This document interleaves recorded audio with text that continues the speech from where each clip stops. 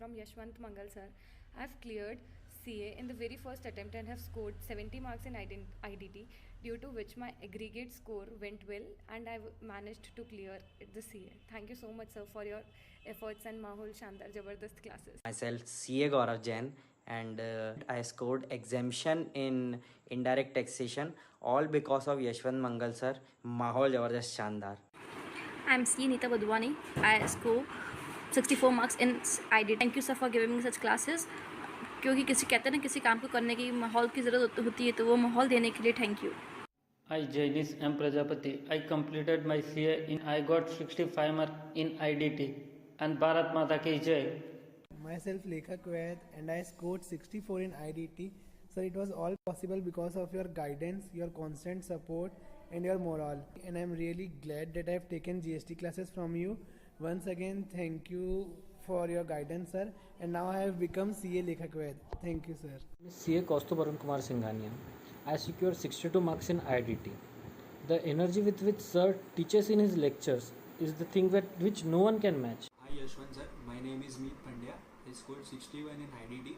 First of all, thank you for all the efforts you had made for clearing all the concepts in IDT. You made the concepts in IDT cluster clear, for which I am grateful to you, and gratitude is always towards you for clearing my group 2. Myself Kriti Jain.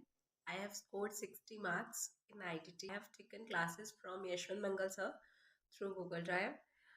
It was really wonderful experience. His teaching skills are superb.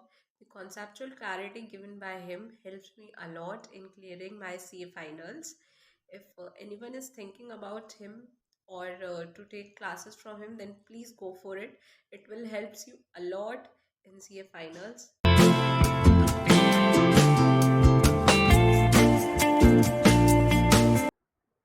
Yes sir, good morning. Yes sir, I hope GST goods and services tax आपको समझ में आ रहा है and you are not getting bored बेटा. हाँ है ना भाई, पक्का बच्चों, 100% डन, गुड. तो sir GST goods and services tax levy कब होता है? लेवी कब होता है? Supply. What is the taxable event under GST? The term supply under GST is defined under section number 7. The term supply under GST is defined under section number 7. आइए मस्त होके पढ़ते हैं, खुश होके पढ़ते हैं. Section number 7 sub section number 1. चीजों को याद करना पड़ रहा है या समझ में आ रही है? पक्का? Good. Section number 7 sub section number 1.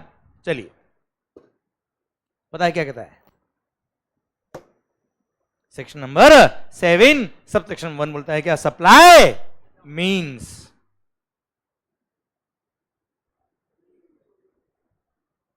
क्या बोलता है बेटा?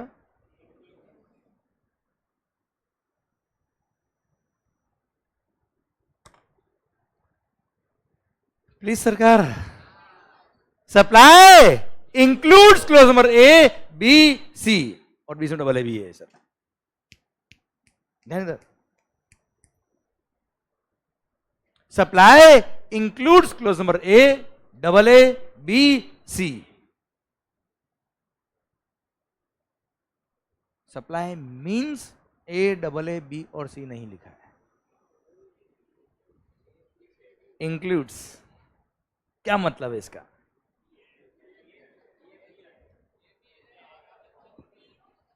ये भी है या ये ही है? My life means you. सिर्फ तुम ही हो. My life includes you. समझ रहा है sir? My life includes you मतलब तुम भी हो. हाँ है ना भाई? क्लियर? सो आपको इन चीजों को नॉलेज होना चाहिए बेटा. अगले आदमी ने क्या बोला बेटा आपको? क्लियर? समझे मेरी बात? यहां क्या लिखा है? सप्लाई इंक्लूड्स मतलब तुम भी हो. तुम ही हो नहीं, तुम भी हो.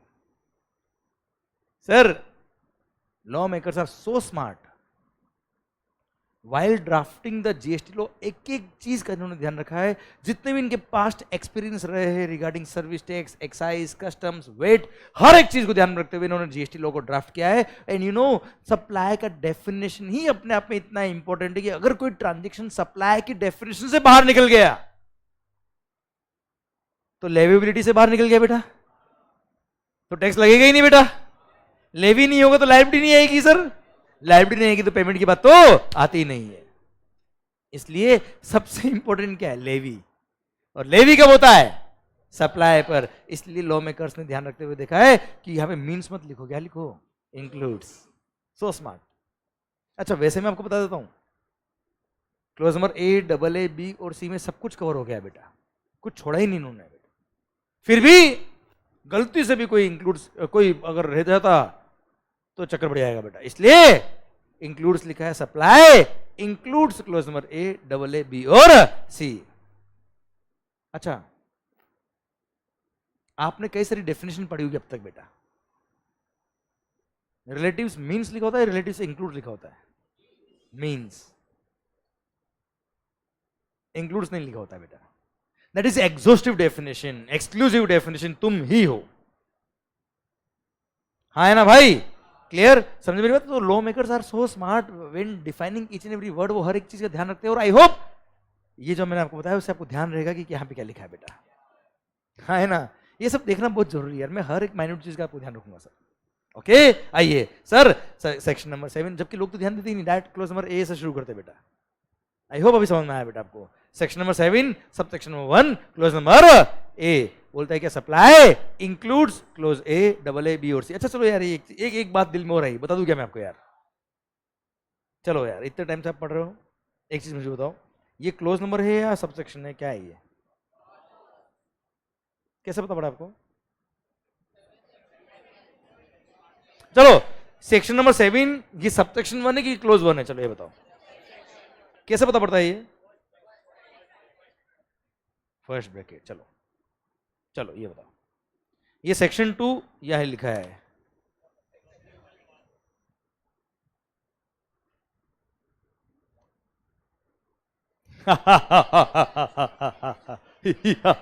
सुनो ध्यान से, इधर ध्यान। बहुत सारे लोग तो समझते हैं कि अगर ABCD लिखा हो तो क्लोज है। वैसे ये बात आपके एग्जाम में नहीं पूछेंगे, वो तो आप ऐसे लिख के आओगे तो समझ में आ जाएगा, सामने वाले को आना चाहिए क्लोज है कि सब सेक्शन है, तो क्या करना। पर इंटरव्यू के अंदर लाइफ में बहुत काम आती है बेटा बातें। ओके सुनना ध्यान से।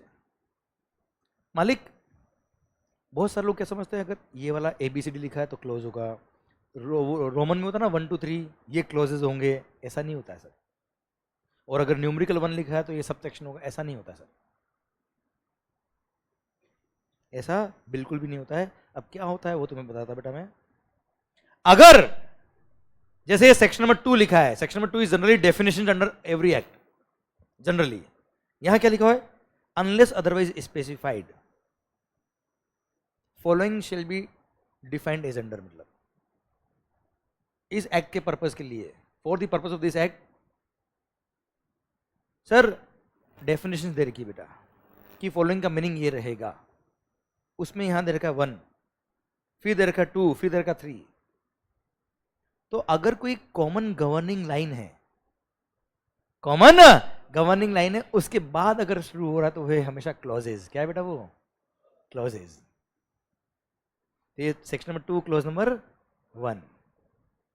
यह बताइए कोई गवर्निंग लाइन है क्या बेटा? 7 और 1 के बीच में कोई गवर्निंग लाइन है क्या बेटा? नहीं, डायरेक्ट 7 सब सेक्शन 1 शुरू हो रहा है। अगर किसी सेक्शन को ब्रेक कर दिया है पूरा ही तो वो सब सेक्शन है बेटा। पर अगर ऊपर एक कॉमन लाइन होती और फिर कुछ शुरू होता तो वो क्या होता बेटा? क्लॉजेज। जैसे सेक्शन नंबर 7 सब सेक्शन 1 में लिखा है सप्लाई इंक्लूड्स, और फिर यार है ना बेटा ये क्या है? क्लॉजेज। सर सेक्शन नंबर 2 में क्या लिखा है बेटा? पहले सेक्शन नंबर 2 की एक लाइन लिखी बेटा, लाइन लिखने के बाद नंबरिंग शुरू हो रही है तो वो क्या है? हमेशा क्लॉजेज।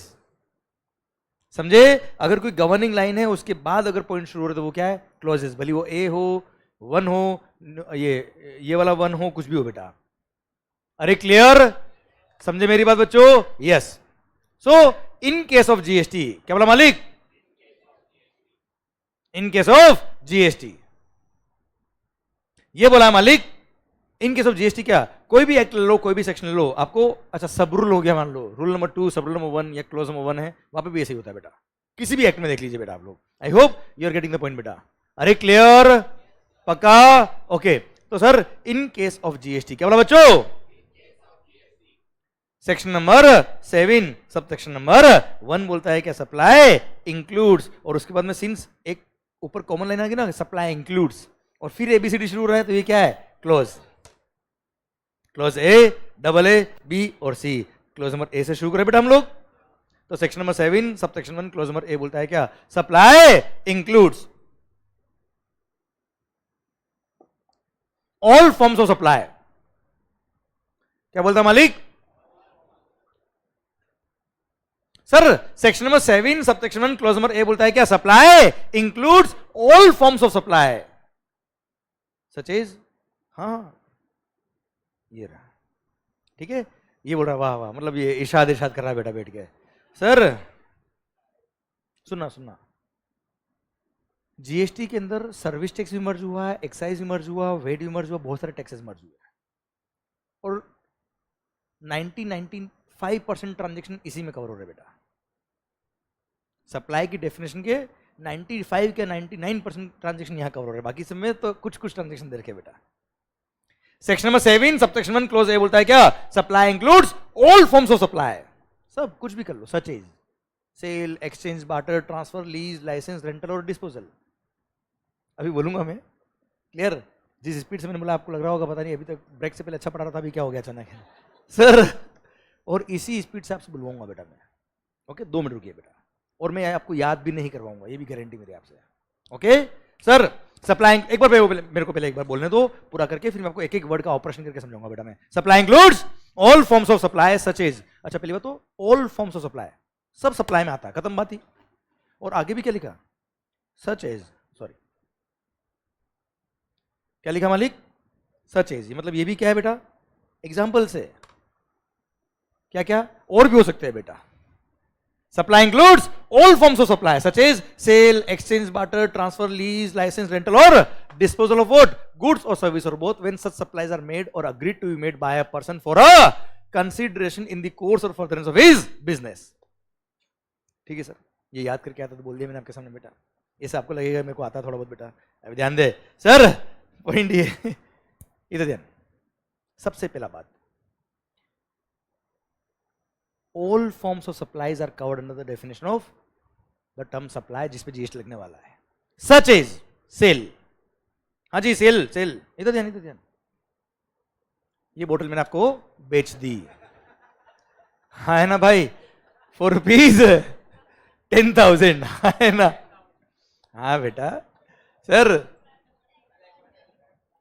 ब्लैक वाटर, हाँ बेटा ब्लैक वाटर नहीं बेटा, ये वो ब्राउन वाला है। सर सुनना, सो सेल, ये गुड्स मैंने आपको बेच दिया है बेटा, इज कॉल्ड सेल। एक्सचेंज क्या होता है, एक्सचेंज अदला बदली। ये तुम बोल के फिर जिस तरह से देखते हो ना बेटा और तुम्हारा जो पास्ट एक्सपीरियंस रहा है डीटी का बेटा, उसको देखते मेरा दिमाग और खराब हो जाता है बेटा। Sir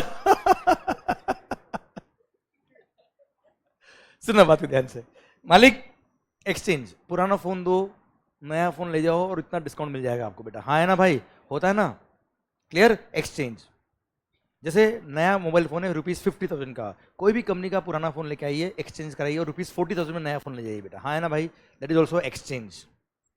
barter, sir pure exchange is called barter. मैंने आपको इनडायरेक्ट टैक्स पढ़ाया है, बदले में आपने मुझे डायरेक्ट टैक्स पढ़ाया है, दोनों बर्बाद बेटा। Sir sir barter, pure exchange is called barter, समझ मेरी बात। ये सब सप्लाई के स्कोप में आता है बेटा। Supply includes all forms of supply such as sale. Sale को विजुअलाइज करो बेटा, हाँ है ना बेटा। सर मैंने कोई गुड्स आपको बेच दिया, क्लियर, इज कॉल्ड सप्लाई, हाँ है ना बेटा। Exchange, barter, clear. Sir transfer, मैंने अपने बिजनेस के स्टॉक अपनी दूसरी ब्रांच पे ट्रांसफर कर दिए या अपने किसी एचओ को ट्रांसफर कर दिए बेटा, हाँ ना, ट्रांसफर, स्टॉक ट्रांसफर सप्लाई के स्कोप में आता है बेटा, क्लियर। सर फिर लीज, फाइनेंस लीज हो या ऑपरेटिंग लीज हो बेटा, यस या नो। सर लाइसेंस, कोई सॉफ्टवेयर मैंने आपको यूज करने के लिए लाइसेंस दिया बेटा, licence to use the software, yes या नो। सर वीर रेंटल, ये क्लासरूम मैंने रेंट पे लिया, कोई मशीन आपने रेंट पे ली बेटा, इसको रेंटल एंड डिस्पोजल, मैंने अपने बिजनेस के एसेट सारे क्या कर दिए, डिस्पोज ऑफ कर दिए, ये सब सप्लाई के स्कोप में आते हैं बच्चे, इन सब पे जीएसटी लगने वाला है अगर आगे की कंडीशन पूरी होती है तो बेटा, समझे मेरी बात, क्लियर, एक एक पॉइंट समझ में आया। अच्छा ये सारे एग्जांपल आप देखिए बेटा, ये मैंने आपको बुक दे रखा बेटा, अब जो भी मैंने एग्जाम, आपको लिखने की जरूरत नहीं है यार, ये लीजिए, सेल, एक्सचेंज, ट्रांसफर, बार्टर, सबके एग्जाम्पल ये रहे, हाँ है ना बच्चों, ये सारे एग्जाम्पल जो मैंने आपको समझाया है ये सब मैंने आपको यहाँ लिख रखे हैं, केवल एक रीड करना है सर, आपको नॉवेल की तरह बच्चों, यहाँ इतना अच्छे से दिल में उतारो बात को कि जब ये बुक पढ़ो तो आपको लगे ही नहीं कि आप कोई बुक पढ़ रहे हो, आपको लगे नॉवेल पढ़ रहे हो बेटा। और मेरी गारंटी है सर, आपने अगर इफेक्टिव लिसनिंग यहां कर ली, मैंने बोला है आपको sir, reading is from eyes, learning is from, या विजन इज फ्रॉम माइंड, समझे, आप लर्न करके जाओ, लर्न मतलब याद नहीं करना है, रटना नहीं है बच्चों, विजन बना के जाओ, बुक देखोगे आपको लगेगा ये सर मेरे वर्ड्स यहाँ के याद आएंगे, मेरी गारंटी, विथ एग्जाम्पल, क्लियर, बस आप ध्यान से सुनिए, इफेक्टिव लिसनिंग करिए, सीखिए, समझे, जो लिखना है मैंने सब लिख रखा आपके लिए बेटा, ओके। इसका समराइज फॉर्म ये रहा सर, ये समरी बुक आपकी मिलने वाली है 2 दिन में आपको, कल, ये रहा सर, ये समरी में भी दे रखा मैंने एक्सचेंज आपको, ये सारा, अरे क्लियर, ये सब कुछ मिल जाएगा आपको, हाँ है ना बच्चों, समझे मेरी बात, ध्यान पूरा मेरी तरफ रखिए आप। Sir supply includes all forms of supply such as sale, exchange, barter, transfer, lease, licence, rental और डिस्पोजल ऑफ व्हाट, गुड्स और सर्विसेज, और बोथ, भले गुड्स हो या सर्विसेज हो, या दोनों का कॉम्बिनेशन बेटा। When such supplies are made or when such supplies are made or agreed to be made, मतलब या तो सप्लाई कर दिया या सप्लाई करने के लिए एग्री कर लिया,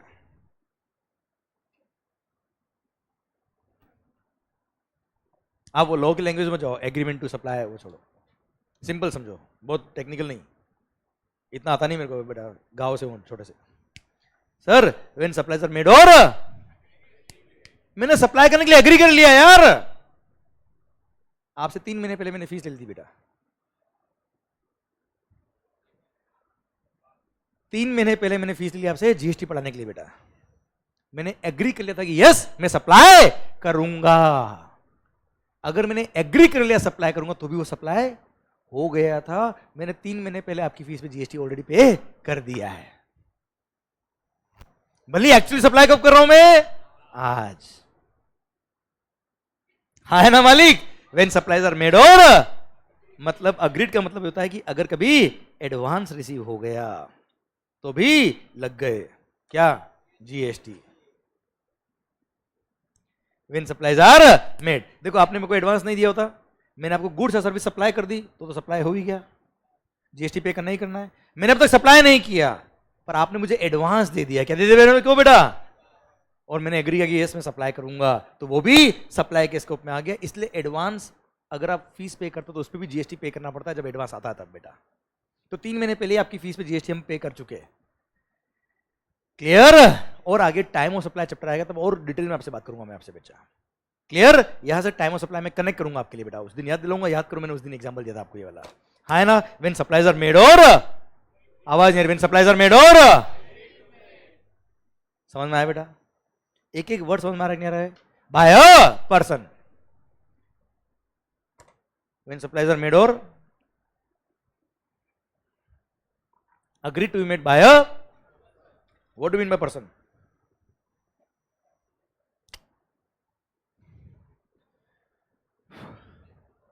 sir person includes, हाँ person means नहीं है, person includes individual, HUF, partnership firm, AOP, BOI, society, cooperative society, body corporate, sir artificial juridical person, central government, state government, union territory, local authority, सब कुछ are covered under the scope of the term, इसलिए सब पे GST लगता है। अरे हाँ है ना भाई, सोचिए अब इसको भी अगर गवर्नमेंट ने पर्सन की डेफिनेशन से कोई ढंग से नहीं ड्राफ्ट करी होती और इसमें पर्सन के स्कोप से अगर कोई बाहर निकल जाता तो वो जीवन में कुछ भी करे जीएसटी नहीं लगता, इसलिए हर एक टर्म बहुत शिद्दत से डिफाइन करी हुई बेटा, हर एक पर्सन कवर किया है इसके अंदर, कोई छोड़ा नहीं बेटा इन्होंने। हाँ कोई एक्सेप्शन होता तो मैं आपको बताता भी, इसमें सब कुछ कवर है तो आपको याद करने की जरूरत नहीं बेटा, सब कवर है सर, कुछ याद नहीं करना बेटा। हाँ है ना मालिक? Clear? By person for a, आवाज नहीं, for a, very very important बेटा, वेरी इंपॉर्टेंट बेटा। Supply should be for a, आवाज नहीं रही मालिक, supply should be for a, what do mean by consideration? हाँ something in return, quid pro quo, मैंने तेरे लिए किया तूने मेरे लिए क्या किया। अगर तुम ऐसा किसी को बोलते हो मतलब प्यार नहीं, वो सौदा है ना? समझे मेरी बात बच्चों? सर और जीएसटी लग जाएगा बच्चे यहाँ पे डिपेंड्स सर, समझे? Okay okay okay sir, it should be for अ, अब मेरे को इस पे डिस्कशन करना है, 10 मिनट 15 मिनट 20 मिनट लगेंगे मेरे को, पर एक वर्ड पे डिस्कशन करूंगा मैं। ओके प्लीज सर, आपका माइंड के तार पूरे हिला दूंगा बेटा मैं, उस लेवल से डिस्कशन करना मेरे को। ओके ताकि लाइफ में कोई भी क्वेश्चन आ जाए, आंसर अपने आप आपका आएगा, मेरी गारंटी सर आपसे। क्वेश्चन तो बहुत छोटी बात है sir. Sir supply should be for a, मतलब it should be for a consideration, quid pro quo, कुछ पाने के लिए कुछ किया, मतलब वो क्या है? सप्लाई। योर इंटेंशन, मेरे एक एक वर्ड को सुनना बेटा ध्यान से, क्योंकि मैं आ रहा हूं आपके क्वेश्चन को लेके बेटा। क्वेश्चन मतलब सर अभी एग्जांपल बनेंगे, आंसर आप देंगे बेटा, मैं पहले बेस क्लियर कर रहा हूं बेटा। सर कंसिडरेशन मतलब something in return, your intent should be to earn the consideration. क्या बोला sir? Your intent should be to earn the consideration, तो सप्लाई होगा, वरना सप्लाई नहीं होगा। आपने सप्लाई क्यों किया? For a consideration. Please sir, है ना, मैं कोई बात को अगर 5-6 बार रिपीट करता हूं ना सर, तो ये मत समझना क्या पका रहा है, क्योंकि अगला क्वेश्चन आ रहा है ना, उसमें उस पॉइंट जब तक दिल में नहीं उतरेगा आंसर नहीं आएगा। क्लियर? तो सरकार supply should be for a consideration के लिए अगर आपने काम किया तो सप्लाई होगा, वरना सप्लाई। चलिए मान लो आप किसी मंदिर गए बेटा, मंदिर मस्जिद जो भी आप मानते हो बेटा, सरकार आप मंदिर मस्जिद गए, भगवान के भोग लगा और 100 रुपए दान पेटी में दान किए। भगवान कम से कम जीएसटी में तो ध्यान रखना सर साहब। मेरा क्वेश्चन आपसे ये है, अरे तुम मेरे पे ध्यान दो मालिक आपने 100 रुपए डोनेट किए, भगवान वाला जा बेटा जीएसटी पार लग जाएगा तेरा, तथास्तु, मंगल आ गया। सर मेरा क्वेश्चन आपसे ये है, क्या आपने भगवान को कोई फीस दी है? भगवान ने अगर आपको खुश किया तो क्या फीस लगेगी? क्या है? Is it a fees? क्या भगवान ने कोई काम किया तो फीस के लिए किया है? Is it for a consideration? It's not supply at all, no GST will be charged. पर question number 2, question number 2 sir, question number 2, अगर वही मंदिर, वही चैरिटेबल ऑर्गेनाइजेशन कोई एक बहुत बड़ा इवेंट करने वाला है, जहां बहुत बड़े बड़े संत महात्मा आने वाले हैं और वहां पे लोगों का बहुत भीड़ आने वाला है साहब, कुंभ का मेला होने वाला है, और उस मंदिर वालों ने बोला अगर आपको आपकी कंपनी की मार्केटिंग करनी हो तो आप अपना बोर्ड यहां लगा देना, बस हमको 10 लाख रुपए दे देना। अगर आप 10 लाख रुपए दोगे, बात को पूरा सुनिए बेटा, अगर आप 10 लाख रुपए दोगे तो हम आपके बिजनेस का sign board, name plate business की यहां पे सर हैंग कर देंगे ताकि आपका मार्केटिंग होता रहे। पर 10 लाख रुपए दोगे तो लगाएंगे, वरना नहीं लगाएंगे। आपने 10 लाख रुपए दिए, उन्होंने यहां मार्केटिंग किया, बताओ मंदिर ने किया, अब बताओ कंसिडरेशन है कि नहीं बेटा? इज इट सप्लाई और नॉट? यस, ये सप्लाई है और जीएसटी लगेगा। सेकंड, थर्ड क्वेश्चन, मान लो, ढंग से आवाज नहीं रही, मान लो, अच्छा एग्जाम्पल मजा रहा नहीं आ रहा बेटा, आंसर आप दे रहे हो ना बेटा। देखो मैंने कानून लिख दिया, मतलब मैंने तो क्या लिखा है, सरकार ने लिखा है, मैंने पढ़ाया आपको, केवल डायरेक्शन दी मैंने आपको, सोच आप रहे हो बेटा, मैं आपको सोचने में मजबूर कर रहा हूं, और ये अगर आपने कर लिया काम हो जाएगा बेटा आपका। Clear sir? और अगर आप देखो ये फर्स्ट अटेम्प्ट में आंसर दे रहे हो तो सोचिए एग्जाम में कोई भी क्वेश्चन आ जाए, हो गया ना काम अपना बेटा यार। नहीं, आपका mind should be analytical mind यार। कोई क्लाइंट आपसे बुक लेके नहीं आएगा, बताओ इसका आंसर क्या होगा, ये पूछेगा क्या? आप बताओ ना, क्या स्टडी मटेरियल लेके आएगा क्लाइंट कि इसका आंसर बताओ, आप सीए बन गए ना, बताओ मुझे इसका आंसर, ऐसा पूछेगा क्या? वो उसके बिजनेस का केस आपके सामने लाएगा, आपको लॉ अप्लाई करना आना चाहिए, and you should be able to give the answer, that's it. Try to understand यार, समझे? उसी एंगल से पढ़िए आप। सरकार मान लो सर किसी मंदिर में आपने 10 लाख रुपए डोनेट किए बेटा,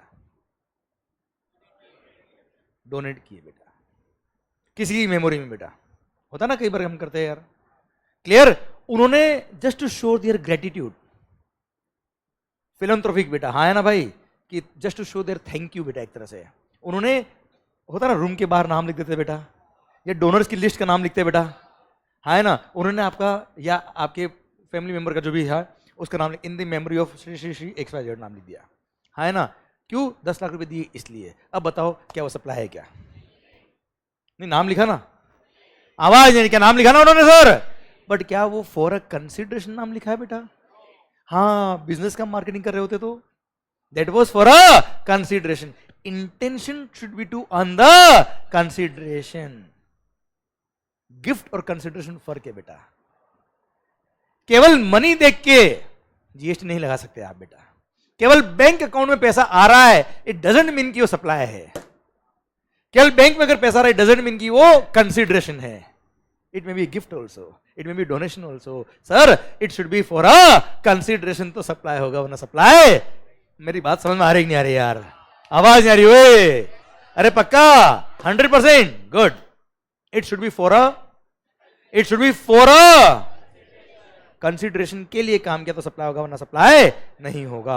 सर मान लो हमने यहां पर आपसे पढ़ाने की फीस ली बेटा, तो पढ़ाने के लिए कंसिडरेशन लिया बेटा हमने, तो हमने कोचिंग सर्विसेज दिए फॉर अ, बताओ सप्लाई है कि नहीं बेटा? आवाज नहीं आ रही? ओए बिल्कुल है सर। पर मान लो हमने ये लेक्चर्स यूट्यूब पे फ्री डाल दिए बेटा, are we charging any consideration from you all guys? No. Are we teaching for a consideration? No. No consideration received. No supply at all बेटा। हाँ है ना भाई? आवाज नहीं आ रही? ओए क्लियर? डन। पॉइंट समझ में आ रहा कि नहीं आ रहा बच्चों आपको? क्लियर? डन। अभी जो मैंने मंदिर वाला एग्जांपल दिया ना बेटा आपको, ये एक सर्कुलर था बेटा जो सीबीएसई ने इश्यू किया बोर्ड ने। आप मुझे बताओ, सर्कुलर मैंने आपको पढ़ाया है कि आपने उस सर्कुलर को सॉल्व किया है? That should be your approach, हाँ है ना? क्लियर? तो कंसिडरेशन के लिए काम किया तो सप्लाई होगा, वरना सप्लाई नहीं होगा। क्विड प्रो क्यो, हाँ है ना सर? इंटेंशन देखना बहुत जरूरी है, किसके लिए आपने काम किया। क्लियर? समझे मेरी बात? Consideration may be in money, may be in kind, something in return. बिल्कुल सही बोला था आपने बेटा, ठीक है?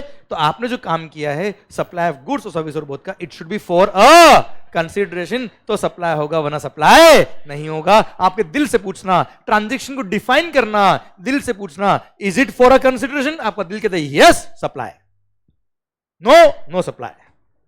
हाँ ना सर? आवाज नहीं आ रही? ओए अरे क्लियर? गुड। तो इन केस ऑफ जीएसटी क्या बोला sir? In case of GST sir supply includes all forms of supply such as sale, exchange, barter, transfer, lease, license, rental or disposal of what? Goods or service or both. When such supplies are made or agreed to be made by a person for a,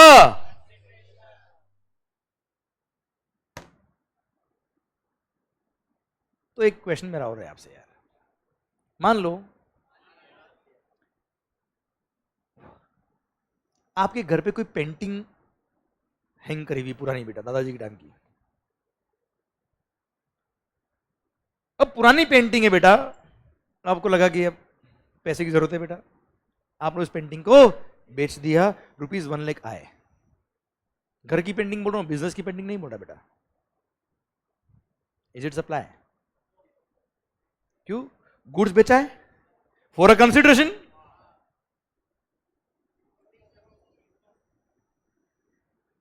नहीं, intention ना पैसे लेने की बेटा आपकी, वरना क्यों बेचते आप बेटा? कंसिडरेशन तो है।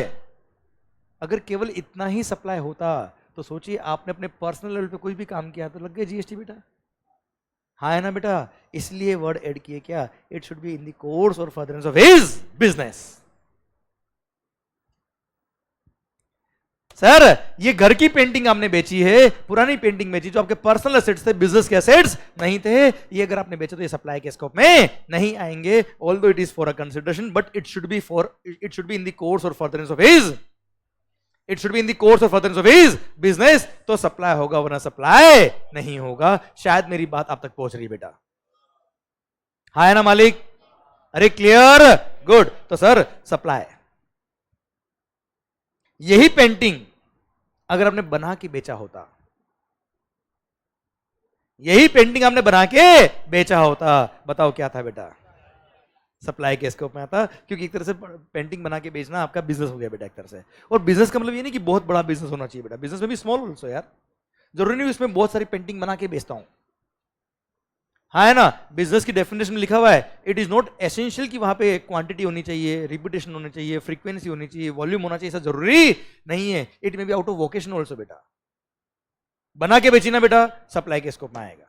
जैसे for example, I am a practising chartered accountant, मान लो sir, I am a practising chartered accountant, साल में कभी 2-3 पेंटिंग बना के बेचता हूं बेटा मैं, ये भी बिजनेस के स्कोप में आता है और उस पर भी जीएसटी लगेगा, although I am not a professional painter,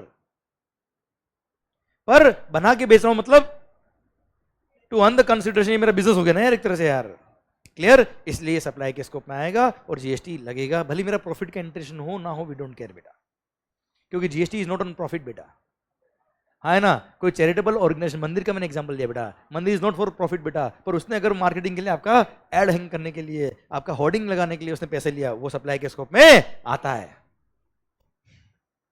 हाँ है ना भाई?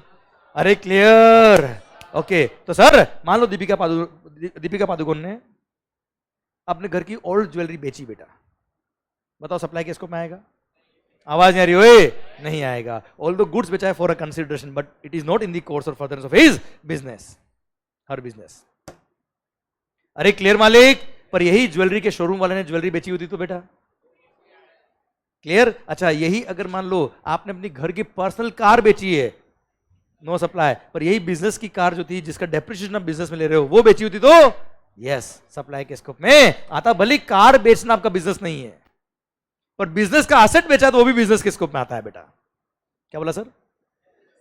बिजनेस का एसेट बेचा तो वो भी बिजनेस के स्कोप में आता है। शायद मेरी बातें आप तक पूरी पहुंच गई बच्चों, पूरी क्लियरिटी के साथ पहुंची बेटा। सेक्शन नंबर 7 सबसेक्शन 1 क्लोज ए खत्म होता है। अब शायद मजा आया बेटा बात में आपको। एक बार वापस बोल दे बेटा आप लोग। Section number 7 subsection 1 clause number A बोलता है क्या? Supply includes all forms of supply such as sale, exchange, barter, transfer, lease, licence, rental और डिस्पोजल ऑफ व्हाट? गुड्स और सर्विसेज और both when such supplies are made or agreed to be made, मतलब advance आया है, for a by a person, सारे लोग cover इसमें, for a consideration plus it should be in the course or furtherance of his business, तो supply के scope में आएगा। और सप्लाई के स्कोप में आएगा तो क्या लगेगा बेटा? जीएसटी। सेल मतलब समझते हो बेटा? मैंने गुड्स बेचा आपको। एक्सचेंज, पुराना फोन याद आया बेटा? Barter, pure exchange. Transfer, stock transfer किया बेटा मैंने। लीज, फाइनेंस लीज हो या ऑपरेटिंग लीज हो बेटा। सर लाइसेंस, सॉफ्टवेयर वगैरह लाइसेंस पे लिया बेटा। सर रेंटल, ये क्लासरूम हो गया, मशीन हो गया, रेंट पे लिया। और डिस्पोजल, बिजनेस के एसेट डिस्पोज ऑफ कर दिए बेटा। हाँ है ना भाई? व्हेन सप्लाईज आर मेड और agreed to be made, advance है कि तो भी लग गए जीएसटी बेटा, क्योंकि सप्लाई के स्कोप में आ गया। बाय पर्सन, सारे लोग कवर है बेटा इसके अंदर। Clear sir? For a consideration होना चाहिए, इन the course or furtherance of business होना चाहिए, तो सप्लाई है वरना सप्लाई नहीं है। शायद मेरी बात आप तक पहुंच गई बच्चों। यस या नो? पक्का मालिक? क्लियर? ये था आपका section number 7 subsection 1 clause number A. Important बात क्या है? It should be for a consideration plus in the course or furtherance of his business. Okay clear? Done. ये था आपका क्लोज नंबर ए। ये कंसिडरेशन भी होना चाहिए, इन the course or furtherance of business भी होना चाहिए बेटा। क्लोज नंबर डबल ए, ये क्या बाद में इंसर्ट किया बीच में बेटा? ए के बाद नॉर्मली क्या होता है? कोई डाउट बेटा? ए के बाद नॉर्मली क्या होता है? बी ना। ऐसे बीच में कभी आप सब सेक्शन ये देख लो, डबल ए बी, ये बीच में बाद में इंसर्ट किए गए बेटा। गवर्नमेंट को लगा कि यार ये ट्रांजेक्शन भी होना चाहिए, ये लो साहब, डिस्प्यूट हो गया मार्केट में, इसलिए उसको क्लेरिफाई करने के लिए गवर्नमेंट ने अमेंडमेंट करके सेक्शन नंबर 7 सब सेक्शन 1 में clause number double A insert किया और बोलता है क्या, अनइनकॉर्पोरेटेड एओपी बीओआई और उसके मेंबर्स दो अलग अलग पर्सन कहलाएंगे। उन्होंने अगर आपस में कोई गुड्स या सर्विसेज सप्लाई करी फॉर अ कंसिडरेशन तो वो सप्लाई के स्कोप में आएगा। मैं एग्जांपल दूंगा तो समझ में आएगा, ये तो मैंने कल बोला है। बताऊं, मान लो हम सबने मिलकर एक क्लब बना दिया, फ्रेंड्स क्लब। हूं तो कर लो कम से कम। हम सबने मिलकर एक क्लब बना दिया, नाम क्या है, फ्रेंड्स क्लब। अब ये क्लब करेगा क्या बेटा, पार्टी करेगा बेटा। पार्टी के पैसे कहां से आएंगे बेटा, ऑब्वियसली सर अभी तो हम स्टूडेंट्स हैं सर, अभी तो आप ही दोगे सर। हाँ है ना भाई, विजय सर देंगे बेटा, तो लगता है ले लेंगे। और सर सुनना बात को ध्यान से सर,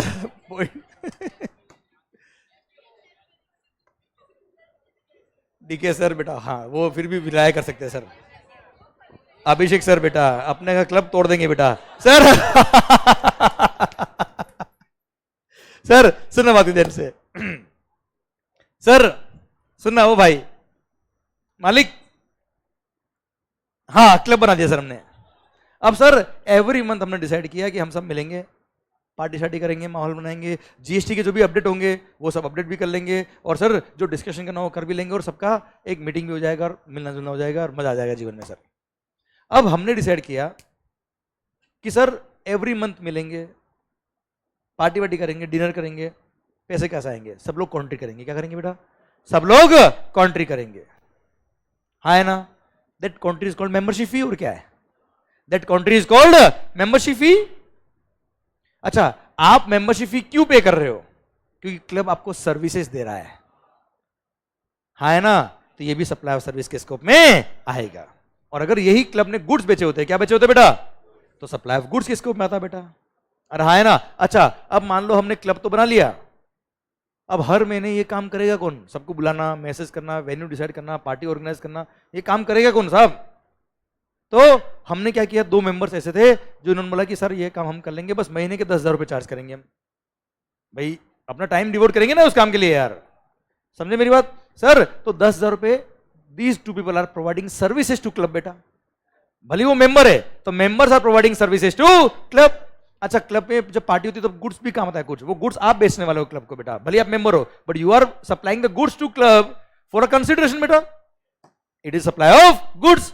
यहां है ना भाई, तो मेंबर क्लब को सप्लाई करे या क्लब मेंबर्स को सप्लाई करे, भले गुड्स हो या सर्विसेज हो, if it is for a consideration तो वो सप्लाई के स्कोप में आएगा, हाँ है ना भाई।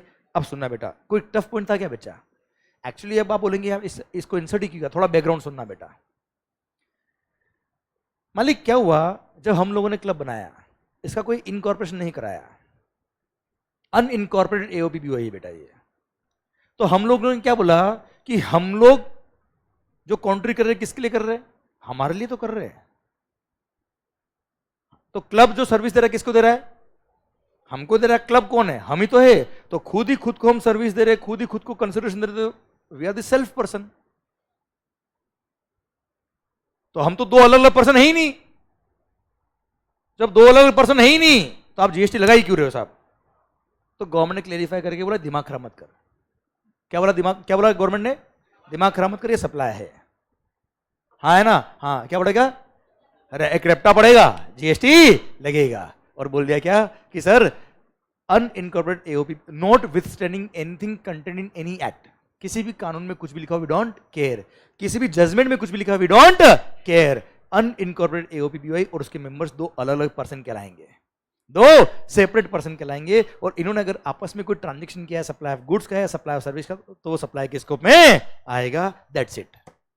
समझे मेरी बात। भले पेमेंट जो रहा है वो कंसिडरेशन जो आप दे रहे हो वो कैश में दे रहे हो, डेफर्ड पेमेंट में दे रहे हो, या एनी अदर वैल्यूएबल कंसिडरेशन दे रहे हो, उससे कोई फर्क नहीं पड़ता, पर वो सप्लाई के स्कोप में आएगा if it is for a consideration बेटा। बोलो यस सर। अच्छा, क्लब के एक मेंबर ने क्लब के दूसरे मेंबर को सर्विसेज दी है बेटा, या क्लब के एक मेंबर ने दूसरे मेंबर को गुड सप्लाई किया बेटा, तो दो मेंबर अगर आपस में गुड्स बेच रहे बेटा एक दूसरे को फॉर अ कंसिडरेशन, वो भी सप्लाई के स्कोप में आएगा। क्या गलत है इसमें, हाँ है ना भाई। तो जस्ट ये क्लेरिफाई करने के लिए, डिस्प्यूट्स को खत्म करने के लिए clause number double A insert किया। I hope you got the entire point बेटा, यस या नो। पक्का? अच्छा ए बच्चे, मान लो अब हमारे क्लब ने सर इतनी पार्टी कर ली कि सब लोग अब आपस में इतना ट्रस्ट करने लगे एक दूसरे पे कि मजा आने लग गया जीवन में, ब्लाइंड ट्रस्ट हो गया बेटा। तो अब हमने सोचा एक काम करते हैं, कुछ बड़ा काम करते हैं। पुणे के अंदर एक बहुत बड़ा प्रोजेक्ट लेके आते हैं 100 करोड़ रुपए का, 100 करोड़ का बेटा। हम मान लो 100 मेंबर से सब लोग 1-1 करोड़ रुपए कॉन्ट्री करेंगे, पर that is not a membership fee, that is a kind of investment, that is a kind of capital contribution. क्या है बच्चा वो? हाँ है ना मालिक? तो वो क्या आपने कोई सर्विस फीस दी है क्या? तो यहां बोला गया है कि अगर वो कैपिटल कंट्रीब्यूशन है तो it's a pure transaction in money. क्या है बेटा वो? It is not supply of goods या सप्लाई ऑफ सर्विस नहीं है, उस पर कोई जीएसटी नहीं लगेगा। क्लियर? समझे आप मेरी बात बच्चों? हाँ है ना भाई? ओके, तो सर मैं यहां पे डिफाइन करता था आपके लिए अच्छे से, ये रहा। अच्छा, एओपी बीओई का फुल फॉर्म क्या है जो कुणाल ने लिखा है? एसोसिएशन ऑफ पर्संस और बॉडी ऑफ इंडिविजुअल्स, या कोई सोसाइटी मान लो, क्लब मान लीजिए, जेवी मतलब जॉइंट वेंचर बेटा। हाँ है ना भाई?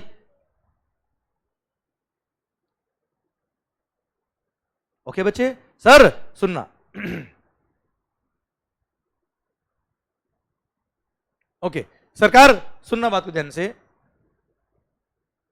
कि अगर कोई क्लब, जैसे हम सब ने मिलके सर फ्रेंड्स क्लब बना लिया, हमारी जो हाउसिंग सोसाइटी होती है ना बेटा घर पे, वो हो गई, ट्रेड एसोसिएशन हो गया, सर जैसे यहाँ पे हम जहां बैठे हैं वहां पे जो बिजनेस होता है उनकी कोई एसोसिएशन बनी हुई बेटा, सर जो बिजनेस हाउस होता है बेटा, जैसे प्रेस्टीज पॉइंट की अपनी अपनी एक सोसाइटी बेटा, कोऑपरेटिव सोसाइटी, ये सब इसमें आ गए बेटा। इन्होंने मेंबर्स को सर्विसेज दी है और मेंबर से कंट्रीब्यूशन लिया है। क्या लिया बेटा इन्होंने? आज भाई आप समझो सोसाइटी मान लो कोई, आपकी घर की सोसाइटी देखना बेटा आप लोग, या यहां पर प्रेस्टीज पॉइंट की सोसाइटी, जिस सोसाइटी में आप रहते हो, जहां पे आप बिजनेस करते हो, वहां देखना सर आप शॉपिंग मॉल में भी जाते होंगे बेटा, मॉल में, तो मॉल की भी एक सोसाइटी बनी होती है बेटा। बाहर सिक्योरिटी गार्ड होता है ना बेटा, दिन रात सफाई भी होती है बेटा पूरे मॉल में बेटा। ये कौन कराता है? कोई दुकान वाला कराता है क्या? मॉल वाले कराते हैं। मॉल वाले कौन है? सारी दुकान वालों ने मिलकर अपनी सोसाइटी बना रखी बेटा, वो सब मिलके कॉन्ट्री करते हैं, तब जाके सोसाइटी सिक्योरिटी वाले को अपॉइंट करती है, हाउस कीपिंग वालों को अपॉइंट करती है बेटा। हाँ है ना? तो सर एक तरह से society is providing services to members, की क्लीनिंग हम करा देंगे, सिक्योरिटी हम करवा देंगे, लिफ्ट मेंटेनेंस हम करवा देंगे साहब। हाँ है ना? उसके लिए जो हम कंट्रीब्यूशन देते हैं उसको बोलते हैं कैश कॉल। क्या बोलते हैं बेटा उसको हम? ये टेक्निकल, अब देखो मैंने आपको अपनी लैंग्वेज में समझा दिया बच्चा, पर जो टेक्निकल वर्ड होते हैं वो भी आपको समझ में होंगे बेटा। कई बार एग्जाम में टेक्निकल वर्ड आ गए तो इसलिए वो टेक्निकल वर्ड, लैंग्वेज याद नहीं करनी है, वर्ड तो समझना पड़ेगा ना बच्चे। सर जो कंट्रीब्यूशन मेंबर देते हैं क्लब को उसको बोलते हैं क्या? Cash call. क्या बोलते हैं बच्चे? Cash call. अरे क्लियर? अब वो कैश कॉल अगर रेवेन्यू इन नेचर है बेटा, क्या है मालिक? रेवेन्यू मतलब खर्चा, एक तरह से इनकम है, तो उस पर जीएसटी लगेगा, सप्लाई के स्कोप में आएगा। जैसे मेंबरशिप फी हो गया, क्या हो गया बेटा? जैसे मेंबरशिप फी। पर अगर वो कैश कॉल कैपिटल कंट्रीब्यूशन है, जो मैंने एग्जांपल दिया कि हम सब मिलके 1-1 करोड़ रुपए इन्वेस्ट करेंगे बेटा, 1 CR इन्वेस्ट करेंगे बेटा। हाँ है ना भाई? तो ऐसे केस में वो क्या है? कैपिटल कंट्रीब्यूशन है, वो रिफंडेबल अमाउंट है, वो कोई मेंबरशिप फी नहीं है बच्चों। तो ऐसे केस में वो क्या कहलाएगा? Sir pure transaction in money कहलाएगा। आपने जैसे बैंक में एफडी कराई, बैंक में एफडी कराई, तो क्या आपने कोई सर्विस फीस दिया है क्या? वो पैसा तो आपका ही ना यार, that is called pure transaction in money. आपने किसी को लोन दिया, 1 करोड़ रुपए उधार दिए आपने, तो क्या सर्विस फीस दी क्या किसी को? That is called pure transaction in money, money दिया एक तरह से। तो वही आपने मनी कंट्रीब्यूट किया है, ये कोई फीस नहीं है, ये एक तरह से इन्वेस्टमेंट है आपका, इसलिए ये सप्लाई के स्कोप में नहीं आता। It is not a consideration at all बेटा। पर जो रेवेन्यू नेचर वाला होता है, जो मेंबरशिप फी होता है, एग्जांपल लिख देता है यहाँ पे मैं, वैसे मैंने बुक में लिखा है आपके लिए,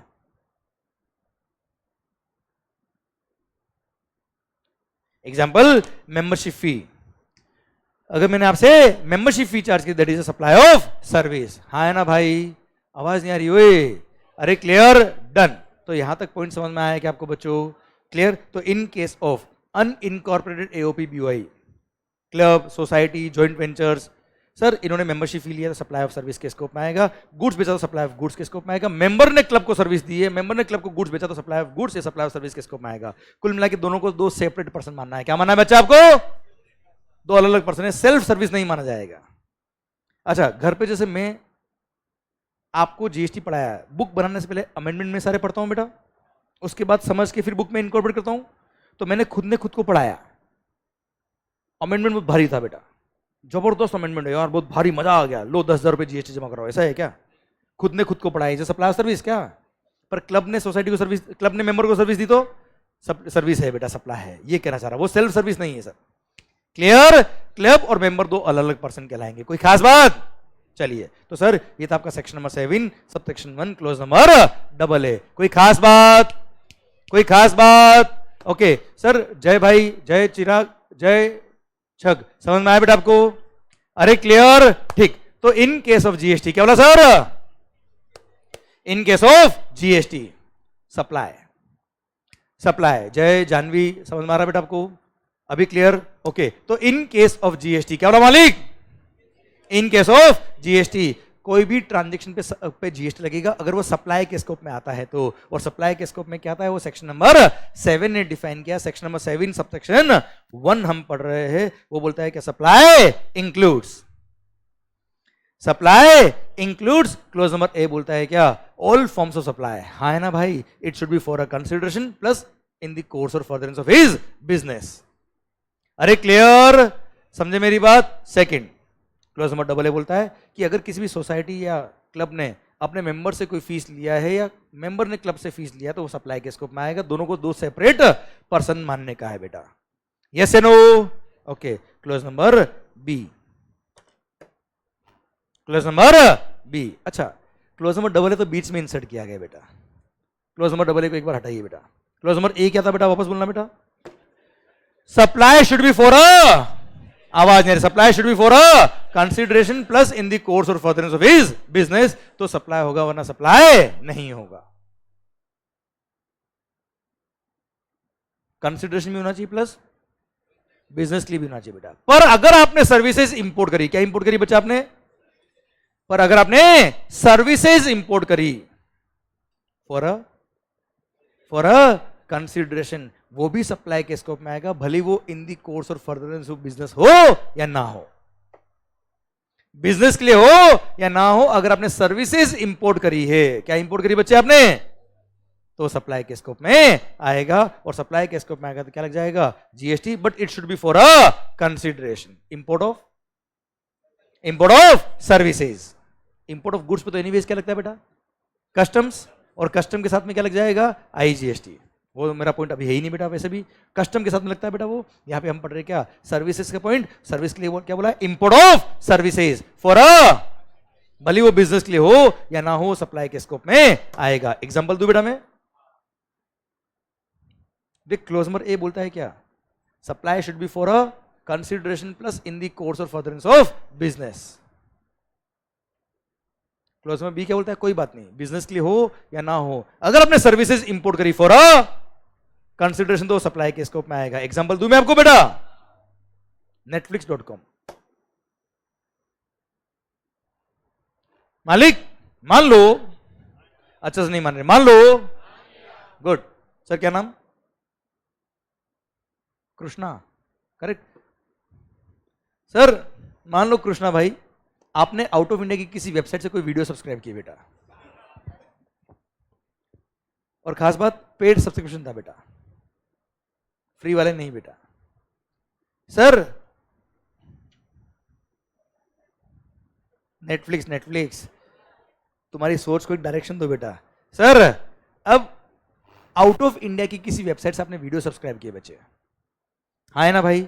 इंपोर्ट ऑफ सर्विसेज फॉर अ, क्या बिजनेस लिए था बेटा? सर भले बिजनेस के लिए हो या ना हो, वो सप्लाई के स्कोप में आएगा, और सप्लाई के स्कोप में आएगा मतलब क्या लगेगा? जीएसटी। अरे क्लियर? समझे मेरी बात? 100% डन। तो इन केस ऑफ जीएसटी क्या बोला sir? In case of GST अगर आपने कोई सर्विसेज इंपोर्ट करी फॉर अ, गूगल पे आपने सर्च किया, फ्री सर्च था बेटा, कुछ फीस लिया उसने बेटा, नो सप्लाई, नो जीएसटी, हाँ है ना भाई? अगर आपने फ्री वीडियो देखे बेटा, चलो कोई कंसिडरेशन दिया बेटा आपने, समझे मेरी बात? कुछ नहीं दिया, import of services, but no consideration, no supply at all. सोचे ना, आप खुद देखिए ना यार, आप अपने ट्रांजेक्शन जो आप कर रहे हो खुद वहां से देखो ना यार, आप डिफाइन करके, सर क्या आपने कोई जीएसटी पे किया? नहीं, पर नेटफ्लिक्स का आप सब्सक्रिप्शन लेंगे, देखना उसमें जीएसटी होता है बेटा। समझे मेरी बात? और हाँ सर, अगर आपने कोई सर्विसेज इंपोर्ट करी फॉर अ कंसिडरेशन, भले वो बिजनेस के लिए हो या ना हो, वो सप्लाई के स्कोप में आएगा, और सप्लाई के स्कोप में आएगा तो क्या लगेगा बेटा? जीएसटी। अब ये मत पूछना कि कौन जीएसटी पे करेगा, आगे जाके बात करेंगे बेटा। हाँ है ना? यहाँ पे अगेन जो सर्विसेज इंपोर्ट करा वो अगर एंड कंज्यूमर है, कौन है बेटा? अगर तो नेटफ्लिक्स को इंडिया में आके रजिस्ट्रेशन कराना पड़ेगा, उसी को टैक्स पे करना, उसी को पे करना और उसी को पे करना है बेटा। FCM, forward charge. Netflix is supplier of service ना बेटा, है उसी को टैक्स पे करना बच्चा। हाँ है ना भाई? पर ये प्रोविजन आगे आएंगे तब बात करेंगे हम लोग बेटा। यहां तक क्लियर है क्या आपको? आवाज नहीं आ रही? ओए क्लियर, डन। तो इंपोर्ट ऑफ सर्विसेज, क्या बोला मालिक? Import of services for a consideration whether or not in the course or furtherance of business is supply, और सप्लाई है तो जीएसटी लगेगा। क्लियर मालिक? पक्का, डन। फ्री सर्विसेज पे जीएसटी नहीं लगता है। Clear, done. सर वापस देखना, क्लोज नंबर ए क्या बोलता है बेटा? कंसिडरेशन भी होना चाहिए प्लस बिजनेस के लिए भी होना चाहिए बेटा। क्लोज नंबर बी क्या बोलता है? कोई बात नहीं, बिजनेस के लिए हो या ना हो, it should be for a consideration. Clause number C पता है क्या बोलता है? कोई बात नहीं, अगर कंसिडरेशन नहीं भी है तो भी सप्लाई होगा, अगर वो ट्रांजैक्शन क्लोज नंबर सी में कवर होता है। और क्लोज नंबर सी बोलता है क्या? रेफर करो schedule number 1। Clause number A क्या था वापस बोलना? Consideration plus business. Clause number B कोई बात नहीं, बिजनेस हो या नहीं हो, import of services for a, और क्लोज नंबर सी क्या बोलता है? कोई बात नहीं, अगर कंसिडरेशन नहीं भी है वो भी सप्लाई होगा, अगर वो ट्रांजैक्शन कहां कवर है? शेड्यूल नंबर 1 में। अब क्या पढ़ेंगे हम? शेड्यूल 1 में 4 पैराग्राफ दे रखे बेटा, 4 पॉइंट, 4 पैराग्राफ समझ लो सर आप। क्लियर? और वहां लिखा है क्या? ये 4 पैराज में जो भी ट्रांजैक्शंस कवर है वो सप्लाई के स्कोप में आएंगे, although it is without consideration. यहां तक बात समझ में आ रही है क्या आपको? अब हम क्या पढ़ेंगे बेटा? Schedule number 1, para number 1। यहां तक बात समझिए क्या? क्लियर? अच्छा, ऑनलाइन जो बैठे हैं आदित्य, कुणाल भाई, ध्यान दो इधर। सर ये तो पता नहीं रशिया वशिया पहुंच गया बेटा, ध्यान दो, ध्यान इधर। सरकार मान लो वैसे ही आप मजे लो, पर कॉन्सेंट्रेशन लूज मत करो बस। सरकार इन केस ऑफ जीएसटी जितने मजे कराने में करा दूंगा बेटा आपको, पर उसके बियॉन्ड गए तो गड़बड़ हो जाएगी बेटा आपके। Okay sir? अच्छा, मैं एग्जांपल वही दूंगा जो रिलेवेंट है आपके लिए, हंसी भी आएगी आपको, मजा भी आएगा, और उसकी वजह से याद भी रहेगा बेटा आपको। ठीक है? पर उसको एक्सटेंड कर देना अगर आपने तो आपका कॉन्सेंट्रेशन लूज हो जाएगा बच्चों। ठीक है? चलिए ध्यान देना। सरकार क्या पढ़ रहे हैं अभी हम? शेड्यूल नंबर 1, जहां पे 4 ट्रांजैक्शंस दिए हुए, 4 पैरा दिए हैं, जहां पर सप्लाई होगा although it is without consideration. Para number 1, permanent transfer. क्या बोला मालिक? परमानेंट ट्रांसफर और disposal of the assets of the business where input tax credit has been availed, where ITC has been availed. मैं तुम्हें समझाता हूं, समझ में आएगा, वरना नहीं आएगा ऐसे। अभी तो लाइन बोली ही मैंने। परमानेंट ट्रांसफर और disposal of the asset of the business where ITC has been availed is supply although it is without consideration. Okay, समझाऊं मैं बेटा? मान लो, गुड, अच्छा एग्जांपल दूं बेटा ताकि लॉजिक समझ में आ जाए आपको कि आखिर ऐसा क्यों लिखा, वो बता दूं मैं आपको क्यों लिखा। अगर समझ में आ गया तो क्या लिखा अपना समझ में आ जाएगा बेटा आपको। चलिए,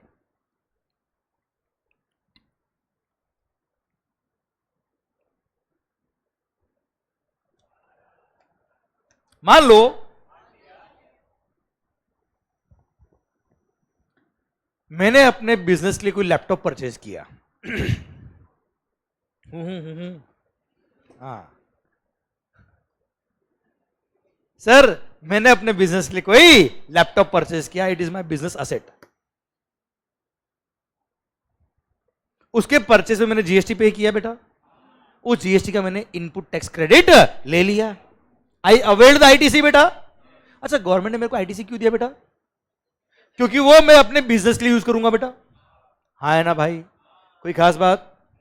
अब मैंने बिजनेस के लिए तो यूज नहीं किया और उसको किसी चैरिटेबल ऑर्गेनाइजेशन को डोनेट कर दिया बेटा। हाँ है ना भाई। अब आप मुझे बताओ, सरकार ने ये विश्वास रख के मेरे को जीएसटी का क्रेडिट दिया था कि वो लैपटॉप को मैं यूज करूंगा फॉर माय बिजनेस पर्पज। हाँ है ना। क्या मैंने अपने बिजनेस के लिए यूज किया बेटा? आवाज नहीं आ रही है। क्या किया मैंने बेटा? डोनेट कर दिया। क्या मेरे को आईटीसी मिलना चाहिए? क्या मेरे को आईटीसी मिलना चाहिए? फिर भी मैंने आईटीसी लिया था ना बेटा, इसलिए वो लैपटॉप जो मैं डोनेट करूंगा ये मान लेंगे कि मैंने उसको क्या कर दिया? सप्लाई कर दिया। सप्लाई कर दिया तो क्या मानेंगे उसको? जीएसटी लग जाएगा बेटा। अब वो सेल पे जीएसटी लगेगा तो वो क्रेडिट जो है वो ऑटोमेटिक यूज आ जाएगी ना बेटा यार। वो एक तरह से क्रेडिट ऑटोमेटिक नहीं लोगे बेटा मेरी? भाई 10 लाख का मैंने आईटीसी लिया और 10 लाख का मेरा लायबिलिटी आ गया बेटा, तो एक तरह से नील हो गया ना बेटा यार। हाँ है ना भाई। सर वापस सुनना, मैंने क्या किया? 10 लाख का क्रेडिट लिया जो मेरे को नहीं लेना चाहिए था। तो गवर्नमेंट ने क्या किया? जब मैंने लैपटॉप डोनेट किया तो 10 लाख की मेरी लायबिलिटी बढ़ा दी बेटा। ये मान ली कि मेरी सेल हो गई बेटा, और सेल पे अगर लायबिलिटी क्रिएट हो गई तो लायबिलिटी को पे कैसे करते हैं बच्चे? 14 की लायबिलिटी कैसे पे करते हैं? 10 का क्रेडिट यूज करते हैं। तो एक तरह से मेरा क्रेडिट जो डेबिट था वो नेगेटिव हो गया ना, रिवर्स हो गया बेटा, एक तरह से क्रेडिट हो गया बेटा। हाँ है ना भाई। तो क्रेडिट का इफेक्ट नलीफाई हो गया बच्चा इसमें। इसलिए गवर्नमेंट ने क्या कर दिया? शेड्यूल नंबर 1 में पैरा नंबर 1 इंसर्ट करके बोल दिया क्या? अगर आपने कोई एसेट परमानेंट ट्रांसफर किया है, क्या किया बेटा आपने? परमानेंट ट्रांसफर और disposal of the assets of the business where ITC has been availed. Where? अगर किसी असेट के परचेज में आपने आईटीसी लिया तो उसको धंधे में यूज करो साहब। इधर उधर ट्रांसफर किया तो उसका आईटीसी भी रिवर्स करना पड़ेगा, सप्लाई के स्कोप में कवर हो जाएगा बच्चा। वो कुछ समझ में आ रहा है कि नहीं आ रहा बेटा? परमानेंट ट्रांसफर और बोलो बोलो परमानेंट ट्रांसफर और disposal of the assets of the business where ITC has been availed. चलिए सेकंड क्वेश्चन। सेकंड क्वेश्चन है बेटा, पैरा नहीं पढ़ा रहा मैं आपको। मान लो वही लैपटॉप जो मैंने परचेज किया था, करो रे, उसके परचेज में मैंने क्रेडिट लिया ही नहीं था बेटा। अब मैं किसी को भी डोनेट करूं, कोई सरकार को फर्क पड़ रहा है क्या यार? कोई फर्क पड़ रहा है क्या यार? क्योंकि उनके जो टैक्स था उनको मिल गया, उसका क्रेडिट भी किसी ने नहीं लिया, मतलब उनकी रेवेन्यू उनके पास आ गई। समझे मेरी बात? अब तो भले किसी को डोनेट कर, वी डोंट केयर। कोई खास बात? चलिए थर्ड क्वेश्चन। हम शेड्यूल 1 की बात कर ही कब रहे सर? हां, जब it is for without consideration. अगर कंसिडरेशन होता तो हाँ, तो क्लोज नंबर ए में कवर होता ना यार। अगर मैंने लैपटॉप बेचा होता, बिजनेस का एसेट क्या होता? मैंने बेचा होता फॉर अ कंसिडरेशन, तो section number 7 subsection 1 clause A में आया था बेटा। ये रहा फर्स्ट वाला point. All forms of supply such a sale for a consideration, business का एसेट बेचा बेटा मैंने। हाँ है ना भाई। वो तो वैसे भी सप्लाई के स्कोप में आ जाता है बच्चा। हम शेड्यूल 1 की बात करेंगे ही कब? जब ये विदाउट कंसिडरेशन है। इतना समझ में आ गया तो मैं अगला पॉइंट बोल दूं बेटा आपको, क्योंकि अगला पॉइंट मस्त वाला आने वाला है बेटा। बोल दूं क्या अगला पॉइंट? मतलब अगला एग्जांपल, अभी पॉइंट खत्म नहीं किया मैंने। बोल दूं क्या? तो शेड्यूल 1 की बात कब करी? वापस बोलना एक बार मेरे को। When supply is without consideration, तो वो सप्लाई के स्कोप में आएगा। If it is for a consideration तो एनीवे सप्लाई है। क्लोज नंबर ए में दिमाग खराब मत करना बेटा आप लोग, वो सप्लाई में तो ही है बेटा। If it is for without consideration तो सर शेड्यूल 1 की बात आएगी। और वहां देखने का क्या कि उस असेट को जब आपने परमानेंटली ट्रांसफर किया है तब आपने परचेस पे आईटीसी लिया था या नहीं लिया था? अगर नहीं लिया था तो आईटीसी नहीं लिया। विदाउट कंसिडरेशन अगर बेच आपने किसी को डोनेट किया, सप्लाई के स्कोप में नहीं आएगा। आईटीसी लिया था और आपने किसी को डोनेट किया तो सप्लाई के स्कोप में आएगा और जीएसटी लगेगा। बोलो यस सर। अच्छा सुनना, अगर आपने लैपटॉप परचेज किया था और बाद में किसी को बेच दिया, क्या कर दिया बेटा? फॉर अ कंसिडरेशन, तो सप्लाई के स्कोप में, भले उसके परचेज में आईटीसी लिया है नहीं लिया, कोई फर्क पड़ता है क्या? तो अगर फॉर अ कंसिडरेशन है तो क्लोज ए में खत्म कर देना बेटा बात को। कंसिडरेशन नहीं है तो बात करने का कि परचेज पे आईटीसी लिया था या नहीं लिया था। यस या नो? पक्का मालिक? 100% डन। देखो सर,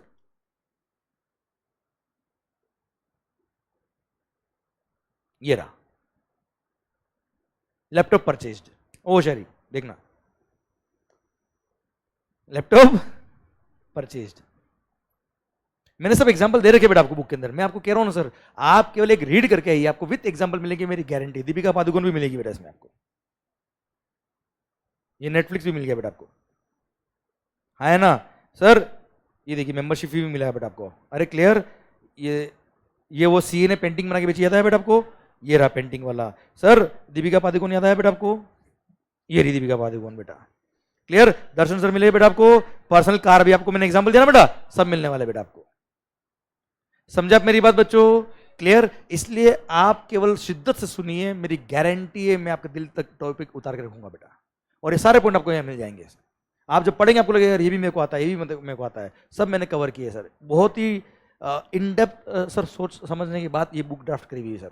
ओके सर, सुनना बात ध्यान से। मालिक ये रहा, लैपटॉप परचेज किया। क्या परचेज किया मैंने बेटा? आईटीसी अवेल किया, आईटीसी अवेल किया।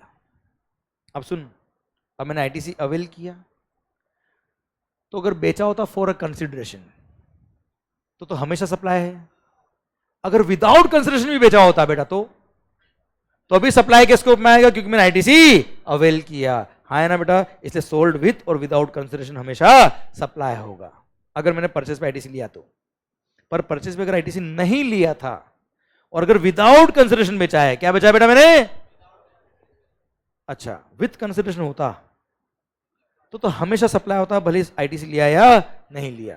विदाउट कंसिडरेशन में तो सप्लाई तभी होता जब मैंने परचेज पे आईटीसी लिया होता। इसलिए अगर आईटीसी नहीं लिया तो सप्लाई के स्कोप में नहीं आएगा, if it is without consideration. बेटा बोलो यस सर, कुछ समझ में आ रहा है बेटा? तो ये सब मैंने ड्राफ्ट किए हुए आपके लिए बच्चों। बस पॉइंट इज दैट आप यहां शिद्दत से सुनिए, समझिए उस चीज को। क्लियर, समझे आप मेरी बात? Done sir. ध्यान देना बेटा, इन केस ऑफ जीएसटी, क्या बोला सर? अब मैंने एक दो एग्जांपल दे दिए, जैसे गुड्डू भैया, नाम सुना बेटा आपने? हाँ जी सर, अरे आपको मजा आएगा, अरे आप पढ़ो तो सही एक बार। गुड्डू भैया and company donates old AC to charitable schools. मैंने लैपटॉप का एग्जांपल दिया या मैंने एसी लिख दिया बेटा। This will qualify as supply if input tax credit has been availed by Guddu भैया and company on purchase of such AC. अगर आईटीसी नहीं लिया होता तो सप्लाई नहीं होता। समझे आप मेरी बात बच्चों? ये सब एग्जांपल आपको मिलने वाले हैं सर, आप बस ध्यान इधर रखिए बेटा। यहां तक क्लियर? आवाज नहीं आ रही हुई तो इन केस ऑफ जीएसटी क्या पढ़ रहे हैं बेटा?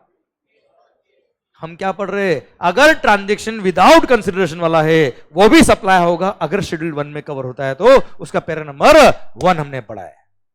कोई टफ नहीं सर। पैरा नंबर 2 बोलता है क्या? अगर कोई गुड्स और सर्विस और बोथ, अगर कोई गुड्स और सर्विस और बोथ, अगर किसी पर्सन ने सप्लाई किया अपने रिलेटेड पर्सन को, किसको बेटा? चलो पहले मैं यहां बोलता हूं फिर उधर देखिएगा बेटा। सप्लाई ऑफ गुड्स और सर्विस और both by a person to his related person और a distinct person or in the course or furtherance of his business, in the course or furtherance of his business, although it is without consideration, फिर भी supply होगा। और supply है तो क्या लग जाएगा बेटा? जीएसटी। वापस बोलूं बेटा मैं? सप्लाई ऑफ गुड्स और सर्विस और बोथ, क्या बोला मालिक?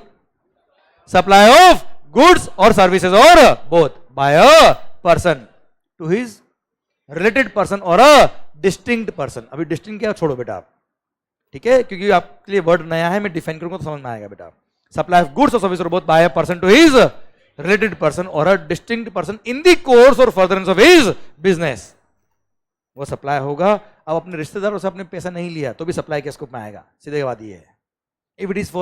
If it is in the course or furtherance of business, if it is in the course or furtherance of his business तो सप्लाई के स्कोप में आएगा। और सप्लाई के स्कोप में आएगा तो क्या लगेगा बेटा? जीएसटी। अरे क्लियर, समझे मेरी बात? ओके सुनना,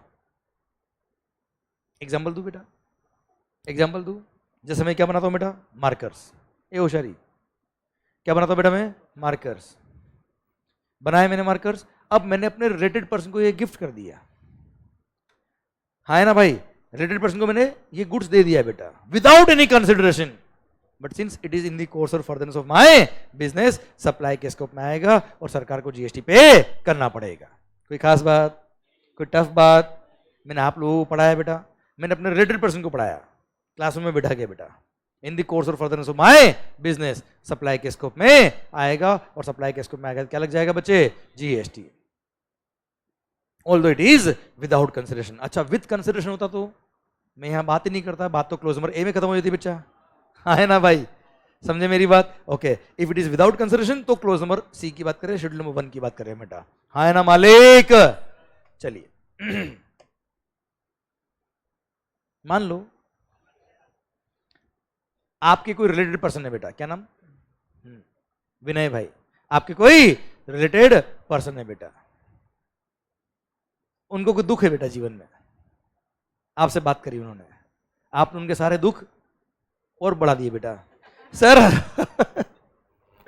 सुनना, दुख सारे दर्द खत्म कर दिए उनके बेटा। क्या कोई फीस दी आपने? क्या फीस ली उनसे आपने? नहीं, तो क्या जीएसटी लगाएंगे? नो, विदाउट कंसिडरेशन है ना, रिलेटेड पर्सन को है, विदाउट कंसिडरेशन है, but is it in the course or furtherance of business? दुख दर्द मैंने बताया, हाँ है ना भाई? क्लियर? सर सुनिए मेरी बात को ध्यान से, जहां पे भी रिलेटेड पर्सन आएगा वहां इन the course or furtherance of business होना ही पड़ेगा, वरना दो घर वालों का आपस में बात करना बंद हो जाता है। वाइफ हस्बैंड से पूछती है कि बताओ ना इस केस में क्या करें, I can't answer you, why? Otherwise GST will be charged. हाँ है ना भाई? कोई एडवाइस दी, लग गए जीएसटी बेटा, हाँ है ना भाई? इसलिए रिलेटेड पर्सन के केस में ये सप्लाई के स्कोप में आएगा only if it is in the course or furtherance of his business. कुछ समझ में आ रहा है कि जा रहा है? पक्का ना? लॉजिकल समझ में आ रहा है ना यार आपको? क्लियर? तो सप्लाई ऑफ गुड्स और सर्विस और बोथ, क्या बोला बच्चे? बोलो बोलो बोलो, सप्लाई ऑफ गुड्स और सर्विस और both by a person to his related person और a distinct person in the course or furtherance of his business, वो भी सप्लाई के स्कोप में आएगा, although it is without consideration, but it should be in the course or furtherance of business. यहां तक clear? अब सबसे पहले आपको और मेरे को समझना पड़ेगा रिलेटेड पर्सन क्या होता है बेटा, पढ़ लें बेटा। अच्छा कौन होता है रिलेटिव, बताओ मुझे आप, 2-3 नाम तो बताओ आप। स्पाउस बेटा, सबसे पहले वो याद आई बेटा।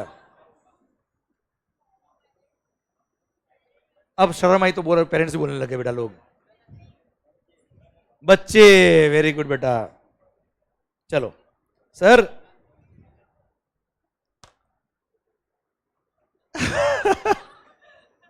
ऊपर दो, साथ में दो, ओके सर पढ़ ध्यान से होशियारी। सर रिलेटेड पर्सन्स डिफाइन किया है जीएसटी में बेटा, ये है जीएसटी में हमारे रिश्तेदार, पढ़ना ध्यान से। Related person includes legal person deemed as related if such persons are officers or directors of one another's business बेटा।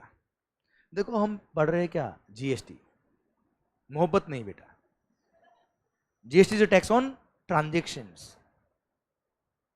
डायरेक्टर अगर आप किसी कंपनी के हो, ऑफिसर लेवल पे काम कर रहे हो, तो उस कंपनी के ट्रांजेक्शंस को आप अफेक्ट कर सकते हो बेटा, इसलिए आपको रिलेटेड पर्सन मान लिया गया, हाँ है ना भाई? उस एंगल से सोचिए बेटा। फिर they are legally recognised partners, such persons are employer and employee. A third person controls, holds, owns directly or indirectly at least 25% of the voting stock or shares of both. मतलब क्या, इधर देखना, मान लो ये है कौन, मिस्टर एम। कौन है बेटा? Mister M. ये कौन है? A limited. ये कौन है? जेड लिमिटेड बेटा। क्लियर? बी के शेयर नहीं थे बेटा उसकी वजह में, क्या है? तो सर ए लिमिटेड और जेड लिमिटेड। मिस्टर एम के पास ए लिमिटेड के 25% शेयर है, मिस्टर एम के पास जेड लिमिटेड के भी 25 या उससे ज्यादा कुछ शेयर है बेटा। आप मुझे बताओ सर, आप मुझे बताओ 25% होल्डिंग कोई कम होल्डिंग होती है बेटा? बहुत बहुत स्ट्रॉन्ग होल्डिंग है ना यार। तो आप सोचिए, आप ए लिमिटेड और जेड लिमिटेड आपस में सर अगर कोई ट्रांजैक्शन करते हैं तो उस ट्रांजैक्शन को जेड अफेक्ट कर सकता नहीं कर सकता, मुझे बताओ। इसलिए a kind of sister concern हो गई ए और जेड, हाँ है ना भाई, इसीलिए ए और जेड को भी क्या बोलेंगे, रिलेटेड पर्सन बोलेंगे। ये क्लोज नंबर, ये डी बोलता है बेटा, पॉइंट नंबर 4 बोलता है बेटा, पढ़ना वापस है। अ थर्ड पर्सन, क्या बोला मालिक, a third person controls, owns, holds directly or indirectly at least 25% of voting stock or shares of both. दोनों क्या कहलाएंगे, रिलेटेड पर्सन कहलाएंगे। ए और जेड की बात कर रहा है बेटा ये, हाँ है ना। अच्छा, अब बहुत सारे लोगों का ये एक क्वेश्चन आता है, जैसे आदित्य जानवी और आपके दिमाग में भी आ रहा होगा, सर इनकम टैक्स में पता नहीं रिलेटेड कौन है, जीएसटी में पता नहीं कौन है, कंपनीज एक्ट में कुछ अलग ही है साहब। तो आप बच्चों देखो, दो अप्रोच होती है बेटा, एक तो गाली दे के पढ़ो बेटा और अपना जीवन खुद खराब करो बेटा। 2 मिनट सीरियस बात है बेटा, मेंटलिटी का बहुत फर्क पड़ता है बेटा। मैंने अभी अभी आपको क्या बोला, GST is tax on transactions. जो ट्रांजैक्शंस को अफेक्ट कर सकते हैं उनको रिलेटेड पर्सन माना है जीएसटी के अंदर बेटा। आप उस एंगल से सोचिए ना यार, आप उस एंगल से सोचिए ना यार। इनकम टैक्स में अगर आप इनकम का डाइवर्जन कर सकते हो, जैसे डिपेंडेंट पर्सन है बेटा आप पे कोई, आपने सर उसको इनकम दिखा दी, एक तरह से डाइवर्ट कर दी इनकम, तो उसको रिलेटेड पर्सन मान लिया, इनकम क्लब कर देंगे बेटा। अरे है ना, क्लबिंग प्रोविजन अट्रैक्ट होता है, यस या नो।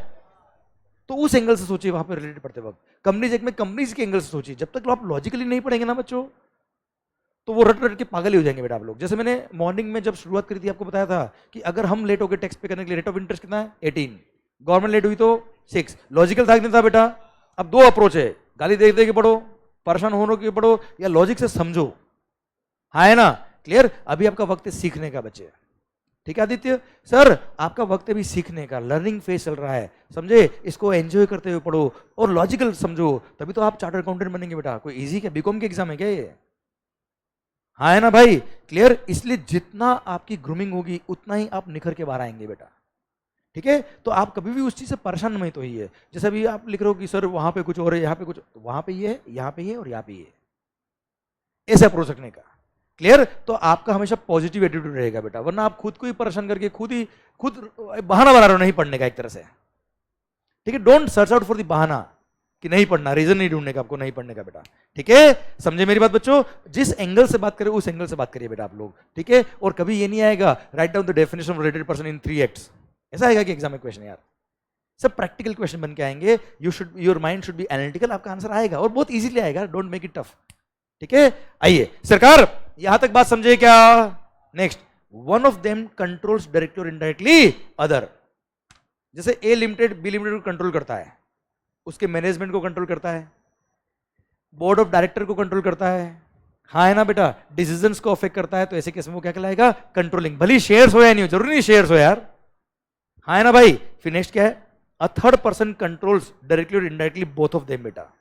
जैसे ये मिस्टर वाई, ये क्या करता है,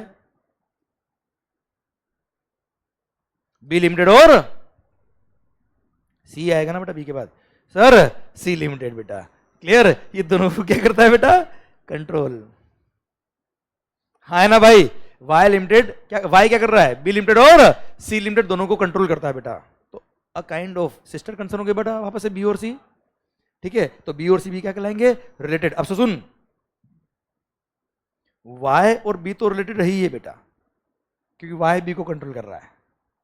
वाई और सी भी रिलेटेड रही है बेटा, क्यों, one of them controls directly or indirectly other बेटा, हाँ है ना सर। वाई और बी भी रिलेटेड है, वाई और सी भी रिलेटेड है, और बी और सी भी क्या हो गए, सिस्टर कंसर्न हो गए एक तरह से बेटा, दोनों में क्या हो गए, रिलेटेड पर्सन। समझ में आया बात आपको, मेरा आवाज नहीं आ रही हुई, गुड सर। फिर सच person together control directly or indirectly third person. जैसे पी लिमिटेड और क्यू लिमिटेड, ये दोनों मिलकर कंट्रोल करेंगे इसको, वाई लिमिटेड को बेटा। तो पी और क्यू आपस में क्या कहलाएंगे, रिलेटेड पर्सन, क्योंकि दोनों का इंटरेस्ट कॉमन एक पर्सन में बेटा, दोनों का कॉमन इंटरेस्ट किसी एक पर्सन में बेटा। समझ मारी बात आपको मेरी बेटा, क्लियर। दो जनों का इंटरेस्ट एक में ही बेटा, तो ऐसे केस में दोनों का कॉमन इंटरेस्ट है, दोनों क्या कहलाएंगे, रिलेटेड पर्सन, क्लियर। दोनों मिलके एक को कंट्रोल कर रहे हैं बेटा, ठीक है। चलिए sir, such person together directly or indirectly control third person. Such persons are member of the same family. अभी फैमिली वर्ड क्या होता है, 2 मिनट बाद डिफाइन करता हूं बेटा मैं, 1 पॉइंट और पढ़ लेते बेटा। One of them is the sole agent, sole distributor और sole concessionaire of the other. मतलब मालिक मैं अपना सारा का सारा माल एक ही पर्सन को बेचता हूं, सोल एजेंट है साहब, जो माल बनेगा वो इसी को बिकेगा, अब ये आगे बेचेगा, तो देयर इज अ चांस ना यार कि दोनों आपस में अरेंजमेंट कर ले और वैल्यू कम दिखा दे बेटा, ये ताकि टैक्स कम लग जाए बच्चा। इसलिए इन दोनों को क्या मान लिया, रिलेटेड पर्सन मान लिया। If you are my sole agent, sole distributor, की सारा का सारा माल इसके थ्रू बिकेगा बेटा, तो देयर इज अ चांस ना दोनों अरेंजमेंट कर ले, टैक्स कम पे करने के लिए वैल्यू जानबूझ के कम दिखा दे, बाकी पैसा कैश में ले ले बेटा। इसलिए इन दोनों को क्या मान लिया बेटा, रिलेटेड पर्सन मान लिया, और ऐसे केस में रिलेटिव के स्कोप में आएंगे बेटा। बोले सर, हाँ है ना मालिक, अरे क्लियर, डन। अब सुनना बात को ध्यान से, they are members of the same family. अब फैमिली वर्ड को डिफाइन किया, पढ़ ले फैमिली को बेटा। हम क्या लिखा, फैमिली इंक्लूड्स, फैमिली मीन्स, बात समझ में आ रही शायद आपको यार, अब इस वर्ड का मीनिंग आपको समझ में आ गया एक्चुअली यार, कि मीन्स लिखा कि इंक्लूड्स लिखा, कितना इंपॉर्टेंट हो गया। हाँ है ना भाई, फैमिली मीन्स स्पाउस, स्पाउस, हाँ है ना sir, family means spouse and children of the spouse, है ना, दोनों के चिल्ड्रन, दोनों के होंगे, अकेले कैसे हो सकते हैं, डिपेंड्स, डिपेंड्स सर सर सुनना बात को ध्यान से, family means spouse and children of the person, 2 minute समझना। And most respected parents, grandparents, ध्यान से, ब्रदर्स एंड सिस्टर्स, पर ध्यान से, they are related only if they are wholly or mainly dependent on the said person। मतलब sir, parents, grand parents, brother sister, अच्छा मैं बात कर रहा हूं brother sister real, obviously cousin की बात नहीं कर रहा बेटा, और ब्रदर सिस्टर भी कब, और पेरेंट्स और ग्रैंड पेरेंट्स भी कब, इफ दे आर होली और mainly dependent on the said person, तब जाके वो रिलेटेड कहलाएंगे, वरना वो रिलेटेड नहीं कहलाएंगे। हाँ है ना भाई, समझ में आ रही बात आपको मेरी, क्लियर, समझे? तो इफ दे आर मेनली और Holi dependent on the said person, तो ही रिलेटेड कहलाएंगे। मान लो पेरेंट्स का खुद का अपना बिजनेस है बेटा, आपका अपना खुद का बिजनेस है, they are not related, dependent नहीं है, रिलेटेड नहीं। ब्रदर लॉयर है, ब्रदर लॉयर है, आपका अपना बिजनेस है बेटा, रिलेटेड नहीं है। कहते ना, ओ भाई तू तेरे रास्ते, मैं मेरे रास्ते, तू मेरा रिश्तेदार नहीं, आगे लिख देना for the purpose of GST. हाँ है ना भाई, समझे मेरी बात, वरना भाई बड़ा होगा तो मारेगा बेटा, सर बहन छोटी होगी तो वैसे ही मारती बेटा। अरे क्लियर सर, यहां तक क्लियर, पक्का बच्चों? वापस सुनना बेटा ध्यान से, 1 मिनट। बच्चे के लिए पेरेंट्स रिलेटेड होंगे अगर पेरेंट्स इस पे डिपेंडेंट है तो बेटा, पर पेरेंट्स के लिए बच्चे हमेशा क्या होते हैं, रिलेटेड होते हैं बेटा, डिपेंडेंट हो या ना हो। वापस बोलो बेटा, स्पाउस, स्पाउस भले आप पे डिपेंडेंट हो या आप उस पे डिपेंडेंट हो बेटा, या दोनों ही इंडिपेंडेंट हो बेटा, है ना हमेशा क्या है, रिलेटेड है, 7 जन्मों का रिश्ता है बेटा ये। सर इंटरलिंकिंग कुछ दिन अच्छी लगती है बेटा, सर ध्यान दो इधर। सर अगर मोहब्बत नहीं है तो सुनना, सर स्पाउस, क्या बोला सर, स्पाउस, ध्यान दीजिए बेटा। एंड चिल्ड्रन, बच्चों ध्यान दो, पेरेंट्स के लिए चिल्ड्रन हमेशा क्या है, रिलेटेड है, पर चिल्ड्रन के लिए पेरेंट्स तभी रिलेटेड है अगर वो पेरेंट्स उस चिल्ड्रन पे क्या है, डिपेंडेंट। मेरी बात समझ में आ रही है यार? आपके लिए आपका बिजनेस है बेटा, आपके बच्चे जो होंगे वो हमेशा आपके क्या है, रिलेटेड, पर आपका बिजनेस है, आपके पेरेंट्स आपके रिलेटेड तभी कहलाएंगे अगर वो आप पे क्या है, डिपेंडेंट। खुद पे लेके देखो बेटा, जल्दी समझ में आएगा। हाँ है ना भाई, क्लियर? आपकी स्पाउस हमेशा आपके लिए, देख जल्दी समझ में आया ना बेटा, देख अरे क्लियर, समझे मेरी बात, डन। सो यहां तक पॉइंट समझ में आया है क्या? समझे? Done. So in case of GST क्या बोला बच्चे? मैंने यहां पे बताया हर वो जगह जहां आप गलती कर सकते हो एग्जाम में बेटा, मैंने लिखा है अटेंशन, ये लोग डिपेंडेंट होंगे तो ही रिलेटेड होंगे। ये सब मैंने बातें लिखी है, छोटी छोटी बातें बहुत कम आती है रिवीजन में बेटा।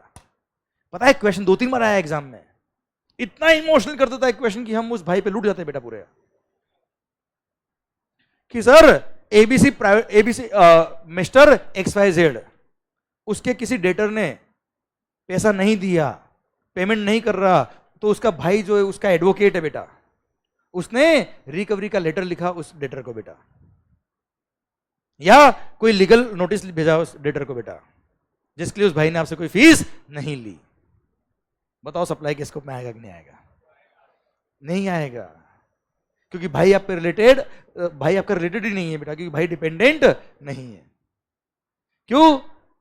भाई एडवोकेट है, आपका अपना बिजनेस है, मतलब you are not dependent, both are independent. और ब्रदर आपका रिलेटेड तभी होगा if they are dependent on you बेटा। बस ये तो गलती होती है इमोशन में बेटा एग्जाम में। वापस बताओ बेटा, मैं भाई पेरेंट्स, ग्रैंड पेरेंट्स, ये वाला पॉइंट पढ़, ब्रदर्स एंड सिस्टर्स, ये रिलेटेड होंगे, ये फैमिली के स्कोप में आएंगे अगर दे आर होली और mainly dependent on the said person. अगर वो एडवोकेट है, वकील है, तो खुद कमा रहा है ना भाई, वो कहां पे डिपेंडेंट है बेटा? समझे मेरी बात? ऐसा तो एग्जाम में गलती होती है। एग्जाम में गलती क्या होती है? ऐसा कोई नहीं जो पढ़ के नहीं जाता है, पर जो ढंग से पढ़ जाता है उसके एग्जाम में मार्क्स अच्छे आते हैं बेटा। आप समझिए मेरी बात, वापस से लाइन बहुत भारी है वाली, पढ़ के सब जाते हैं, कोई बिना पढ़े नहीं जाएगा एग्जाम देने, पर पास वही होंगे जो ढंग से पढ़ के जाएंगे। समझे मेरी बात? Course completion should not be a target. Clear? I hope you are getting the point. और गलती हुई तो क्या सोचने का? मजा आ गया, यस, ठीक है, समझे मेरी बात? यस। और this is actually the question, आपको क्वेश्चन बुक में मिल जाएगा बेटा, ये वाला क्वेश्चन, सेम क्वेश्चन 2 बार आया हुआ एग्जाम में। क्लियर मालिक? तो सर रिलेटेड पर्सन की डेफिनेशन समझ में आएगी आपको? आवाज नहीं आ रही ओए? पक्का? ओके, तो सप्लाई ऑफ गुड्स और सर्विस और बोथ, क्या बोला बच्चे? आवाज ढंग से नहीं रही। सप्लाई ऑफ गुड्स और सर्विस और both by a person to his related person or a distinct person in the course or furtherance of his business, although it is without consideration, supply के स्कोप में आएगा। Supply के scope में आएगा क्या लग जाएगा? जीएसटी। अच्छा, if it is for a consideration तो क्लोज ए में आ जाएगा साहब, बात नहीं करने का है तो आपको। क्लियर? समझे मेरी बात? पक्का? ओके, तो रिलेटेड पर्सन क्या होता समझ में आ गया बच्चा आपको? पर सर आपने रिलेटेड पर्सन की डेफिनेशन में पढ़ा है, एम्प्लॉयर और एम्प्लॉय भी क्या है? Employer and employee are also related person बेटा, ये रहा ना भाई, such person are employer and employee. हाँ है ना भाई? अब सर सोचिए, आप मान लो किसी मल्टीनेशनल कंपनी में काम करते हो, जैसे एग्जांपल लो जियो, चलो जियो नहीं, जियो मेरे लाल, जियो में काम करते हो बेटा, JIO। और बोलो आगे बेटा डिफाइन करके। हाँ टाइम पास। सर मान लो आप जियो में काम करते हो बेटा, टेलीकॉम कंपनी बेटा। सर घर वाले ये तो एक्सपेक्ट करते ना यार कि कम से कम घर पे फ्री वाईफाई तो कनेक्शन मिलेगा यार अपने को, सैलरी मिलती होगी, आई डोंट केयर, पर सर महीने के 500 रुपये में जो फ्री कनेक्शन मिलता ना उसमें दिल है बेटा लोगों का। तो कंपनी भी ऐसे इंसेंटिव देती है बेटा एम्प्लॉइज को। हाँ है ना भाई? तो आप सोचिए, अगर किसी कंपनी ने अपने एम्प्लॉय को फ्री वाईफाई कनेक्शन दिया है बेटा, तो in the course or furtherance of business service supplier ने सप्लाई किया है to its related person in the course or furtherance of business, although it is without, लग गए क्या लग गए? तो बेचारे कंपनी ने तो एक अच्छा काम किया और गवर्नमेंट ने उससे जीएसटी ले लिया बेटा यार, अननेसेसरी कॉस्ट बढ़ गई ना यार उसकी यार। इसलिए गवर्नमेंट ने एहसान किया और सारे एम्प्लॉयर को बोल दिया चिंता मत करो, अगर अपने अपने एम्प्लॉयज को गिफ्ट्स दिए, क्या दिए बेटा? Up to value of ₹50,000 per annum पर एम्प्लॉय, तो वो सप्लाई के स्कोप में नहीं आएगा। क्योंकि हर company on an average employer अपने एम्प्लॉयज को एनुअली कुछ ना कुछ गिफ्ट देते हैं बेटा, इसलिए जानबूझ के एक एक्सेप्शन लिखा और बोल दिया क्या, up to rupees 50,000 per annum पर एम्प्लॉय अगर गिफ्ट दिए कंपनी ने, किसी भी एम्प्लॉयर ने अपने एम्प्लॉय को, तो वो सप्लाई के स्कोप में नहीं आएगा, और नहीं आएगा तो कोई जीएसटी नहीं लगेगा। एग्जांपल दो बेटा एक और, जैसे जियो वाला example was very good example बेटा। सेकंड एग्जांपल देखो, it's a text on transaction यार, you must know some transaction so that आप उसको विजुअलाइज कर पाए बात को। सेकंड एग्जांपल, दीपावली के ओकेजन पे हमारे कंपनी में बताए सर 100 एम्प्लॉय काम करते हैं, दीपावली के ओकेजन पे हमने सर 100 के 100 एम्प्लॉय को एक एक मोबाइल फोन गिफ्ट किया, और सर और सबको सेम मोबाइल फोन दिया, 35 लाख रुपए के मोबाइल फोन हमने डिस्ट्रीब्यूट किए अपने एम्प्लॉयज को, 100 एम्प्लॉय को 100 मोबाइल फोन। कितने के? 35 लाख रुपए के बेटा, सब मिला के। बताओ सप्लाई के स्कोप में आएगा कि नहीं आएगा साहब? क्यों? 35 लाख रुपए के मोबाइल फोन से, हाँ तो 35 लाख के 100 मोबाइल है बेटा, 100 mobile divide by 35 lakh divide by 100 कितना हो गया बेटा? 35,000 पर एनम पर एम्प्लॉय है बेटा, ये सप्लाई के स्कोप में नहीं आएगा, इस पे कोई जीएसटी नहीं लगेगा। This was the exam question CA final बेटा। बोलो तो यार, जीएसटी एक्ट जो आपके सिलेबस में है वो है, जो नहीं है टॉपिक वो नहीं है। हाँ है ना भाई? अब ये टॉपिक इसमें भी आता है, फाइनल में भी आता है, इंटर में भी आया है, आरटीपी में बेटा ये क्वेश्चन। अरे क्लियर? समझे मेरी बात बच्चों? आवाज नहीं आ रही हुए? डन। टफ था क्या? टफ था क्या? नहीं। समझे मेरी बात? Sir in case of GST क्या बोला बच्चे? सप्लाई ऑफ गुड्स और सर्विस और बोथ। क्या बोला मालिक? सप्लाई ऑफ गुड्स और सर्विस और both by person to his related person or a distinct person in the course or furtherance of his business is supply although it is without consideration। पर किसी employer ने अपने employ को gift दिए up to value of rupees 50,000 per annum पर employ, तो supply के scope में नहीं आएगा। क्लियर? अब बात आती है क्या सर, आखिर डिस्टिंक्ट पर्सन क्या होते हैं? आखिर ये डिस्टिंक्ट पर्सन क्या होते हैं? सर आप अगर कहे तो अभी पढ़ाऊं, आप अगर कहे तो कल पढ़ाए। बोलो क्या करने का है सर? कल? पक्का? पर यहां तक समझ में आया है कि नहीं आया बच्चों? आवाज नहीं आ रही मालिक? अरे यहां तक क्लियर है कि नहीं बेटा आपको? क्लियर? डन। अच्छा सुनिए मेरी बात, अब जल्दी मत करना, 2 मिनट रुकना। सर ये मैंने आपको पढ़ाया पॉइंट, अब मैं आपको ये बताता था बेटा मैंने कि कंटेंट वाइज अगर मैं बुक की बात करूं तो जितने मैंने एग्जाम्पल दिए वो सारे एग्जाम्पल या उससे ज्यादा एग्जाम्पल मैंने बुक में लिखे बेटा, सो दैट क्या होता है, केवल आप उस प्रोविजन को याद नहीं करें यार। इस बुक के अंदर पता है कंटेंट जितना मिलेगा ना सर, उससे ज्यादा आपको क्या मिलेंगे? एग्जाम्पल मिलेंगे बेटा, क्योंकि जितने एग्जाम्पल्स आपको पॉइंट याद होगा उतना किसी भी प्रोविजन को याद करने से कुछ नहीं होने वाला बेटा आपको, बिकॉज एग्जाम में ये नहीं आएगा write down the definition of supply, ये कभी नहीं आएगा यार, आज तक तो नहीं आया। आपको क्या करेंगे, जैसे मैंने जितने भी आपको एग्जाम्पल दिए उसके क्वेश्चन बन के आ जाएंगे और आपको ये पूछेंगे बताओ इसमें जीएसटी लगेगा कि नहीं लगेगा। लिटरली कह रहा हूं, जितने मैंने एग्जांपल आपको दिए वही क्वेश्चन बन के आपको एग्जाम में आने वाले हैं, भले वो न्यूमेरिकल के फॉर्म में आ जाए, भले वो केस बन के आ जाए, बट यही क्वेश्चन बनेंगे बेटा आपके लिए। क्लियर? इसलिए मेरा रिक्वेस्ट क्या है आपसे बच्चों, it was a day with GST जो आपने हर ट्रांजेक्शन को सीख के पढ़ा है बेटा। अभी जीएसटी शुरुआत हुआ है बेटा आपके लिए, हाँ है ना भाई? बट आई होप आपको थोड़ा सा फेमिलियर लग रहा होगा अभी जीएसटी बेटा, ऐसा नया नया नहीं लग रहा होगा बेटा, क्योंकि सर अपना पढ़ने का और पढ़ाने का स्टाइल ऐसा है कि हर वो चीज जो आप रोज ट्रांजेक्शन देखते हो बेटा, मैं उसी से लिंक करता हूं बेटा। आपको टफ नहीं लगा होगा, बहुत भारी नहीं लगा होगा, पर धीरे धीरे आपका लेवल बढ़ता जाएगा, धीरे धीरे आप जीएसटी के माहौल में जमते जाएंगे बेटा। क्लियर? और इस तरह से हम टॉपिक को पढ़ते पढ़ते आगे बढ़ जाएंगे, but I need your concentration. जिस तरह से आपने कॉन्सेंट्रेशन अभी तक बना के रखा है, क्लियर, वही मैं आपसे एक्सपेक्ट करता हूं बच्चों। क्लियर? और वही लेवल से आपको पढ़ना है हमेशा। अच्छा अब मैं बुक से बताता हूं आपको मैंने क्या मैंने कंटेंट आपको पढ़ाया है और क्या नहीं पढ़ाया मैंने आपको बेटा। पहली बात तो ये, मैंने डायरेक्ट जो शुरुआत करी है, वैसे मैंने जो लेक्चर नंबर 1 लिया था ना बेटा आपके लिए, जो बेसिक कॉन्सेप्ट पढ़ाया था, जीएसटी क्यों आया, कैसे आया, उसके majority of the point chapter 1 में दे रखे मैंने, पर फिर भी मैं बोलता हूँ चैप्टर 1 मैंने नहीं पढ़ाया आपको भी, ठीक है? वो हम पढ़ेंगे बाद में बेटा, हाँ है ना भाई? क्लियर? हम आए कहाँ से, आपको बुक से अगर शुरुआत करनी तो चैप्टर नंबर 2 से करनी है बेटा, ठीक है? मैं चैप्टर नंबर 2 का पीडीएफ आपके लिए शेयर कर दूंगा जब तक बुक आपको नहीं मिलती बेटा, ठीक है? वैसे जो है फेस टू फेस बेटा बुक आपको आज अभी आ जाएगी 7 बजे तक, तो कल मॉर्निंग में मिल जाएगी बेटा आपको बुक, हाँ है ना भाई? क्लियर? और जो वीडियो क्लास में है आपको मैं पीडीएफ शेयर कर रहा हूं, आपको कुरियर कर देंगे, आपको जल्दी मिल जाएगी बेटा। तब तक आप पीडीएफ शेयर कर सकते हो, पीडीएफ से रेफर कर सकते हो बच्चों। अब सुनो, यहां जो हमने पढ़ा है बेटा, ये सबसे पहले जीएसटी का लगता है, ऑल स्टेट्स ऑफ इंडिया लगता है बेटा, हाँ है ना भाई? अगर इंट्रा स्टेट किया तो सीजीएसटी और एसजीएसटी, इंटर किया तो आईजीएसटी, और यूनियन टेरिटरी में किया है तो सीजीएसटी और सॉरी दिल्ली पुडुचेरी जम्मू एंड कश्मीर में किया तो सीजीएसटी और एसजीएसटी, याद है बेटा आपको? और दिल्ली, जम्मू एंड कश्मीर और पुडुचेरी के अलावा किसी और यूनियन टेरिटरी में अगर आपने सप्लाई किया विद इन द स्टेट तो सीजीएसटी प्लस यूटीजीएसटी। अब यूनियन टेरिटरी में क्या क्या था बेटा? Andaman Nicobar, Lakshadweep, Dadra and Nagar Haveli and Daman and Diu, Ladakh, Chandigarh and other territory बेटा, हाँ है ना भाई? ये यूनियन टेरिटरी से बच्चा अपनी। अरे क्लियर सर? अच्छा, इंटर स्टेट किया तो कहीं से भी करो, हमेशा क्या लगेगा? आईजीएसटी। इंडिया की डेफिनेशन बेटा, हाँ है ना मालिक? फिर ये रहा सेक्शन नंबर 9(1), ये रहा सेक्शन नंबर 5(1).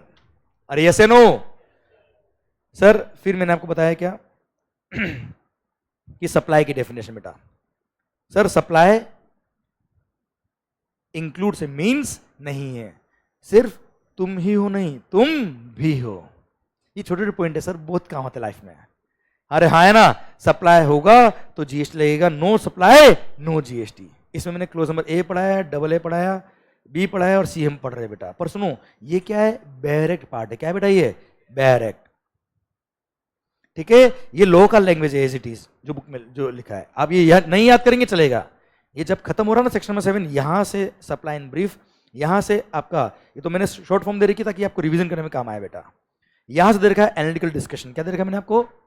यहां से आप शुरू करेंगे चल जाएगा बेटा, आप डायरेक्ट पोर्शन नहीं भी पढ़ेंगे चल जाएगा, रेफरेंस के दे रखा है। एनालिटिकल डिस्कशन में सेक्शन नंबर 7(1)(a) की डेफिनेशन, जहाँ पे sale, transfer, barter, lease, licence, याद है बेटा आपको?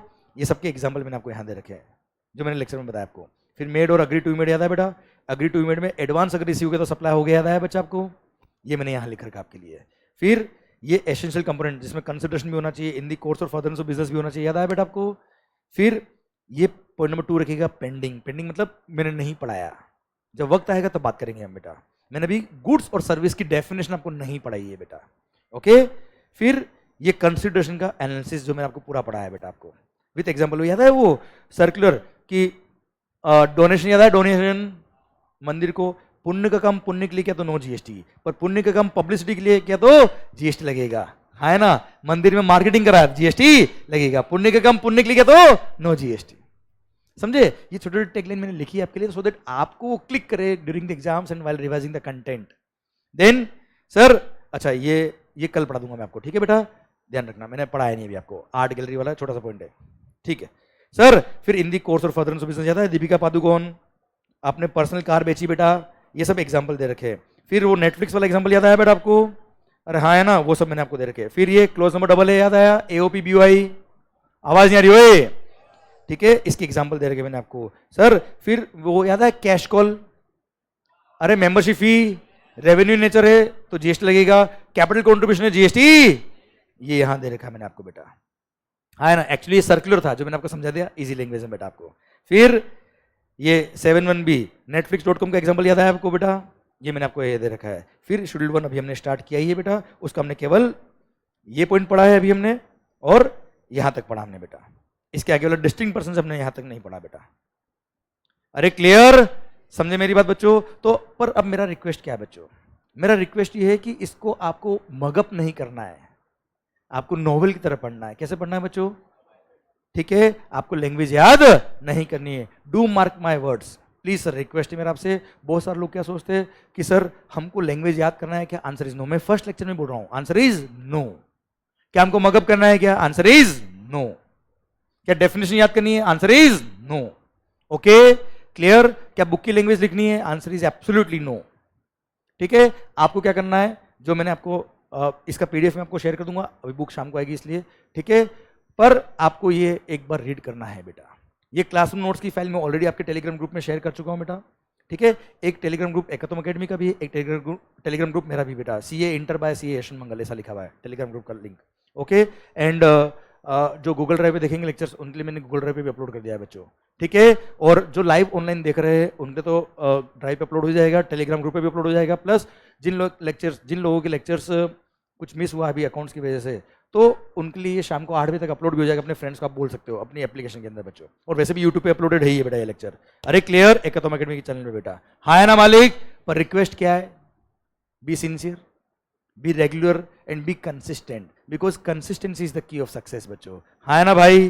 क्लियर? चलिए thank you so much, I hope you enjoyed the lecture of GST. आपको ट्रांजेक्शन समझ में आ रहे हैं, and GST is a tax on transaction. And request क्या है सर, अभी स्टार्टिंग के लेक्चर्स डबल लेक्चर हो रहे बेटा अपने, आप सेम डे रिवाइज करिए, थोड़ा वक्त लगेगा हो सकता है, पर सर उसके बाद एक बार फ्लो बन गया, माहौल ही माहौल बनने वाला है बेटा। Okay, thank you so much, all the best, and sir have a good day remaining वाला। Clear? Thank you so much बेटा, थैंक यू, बाय बाय।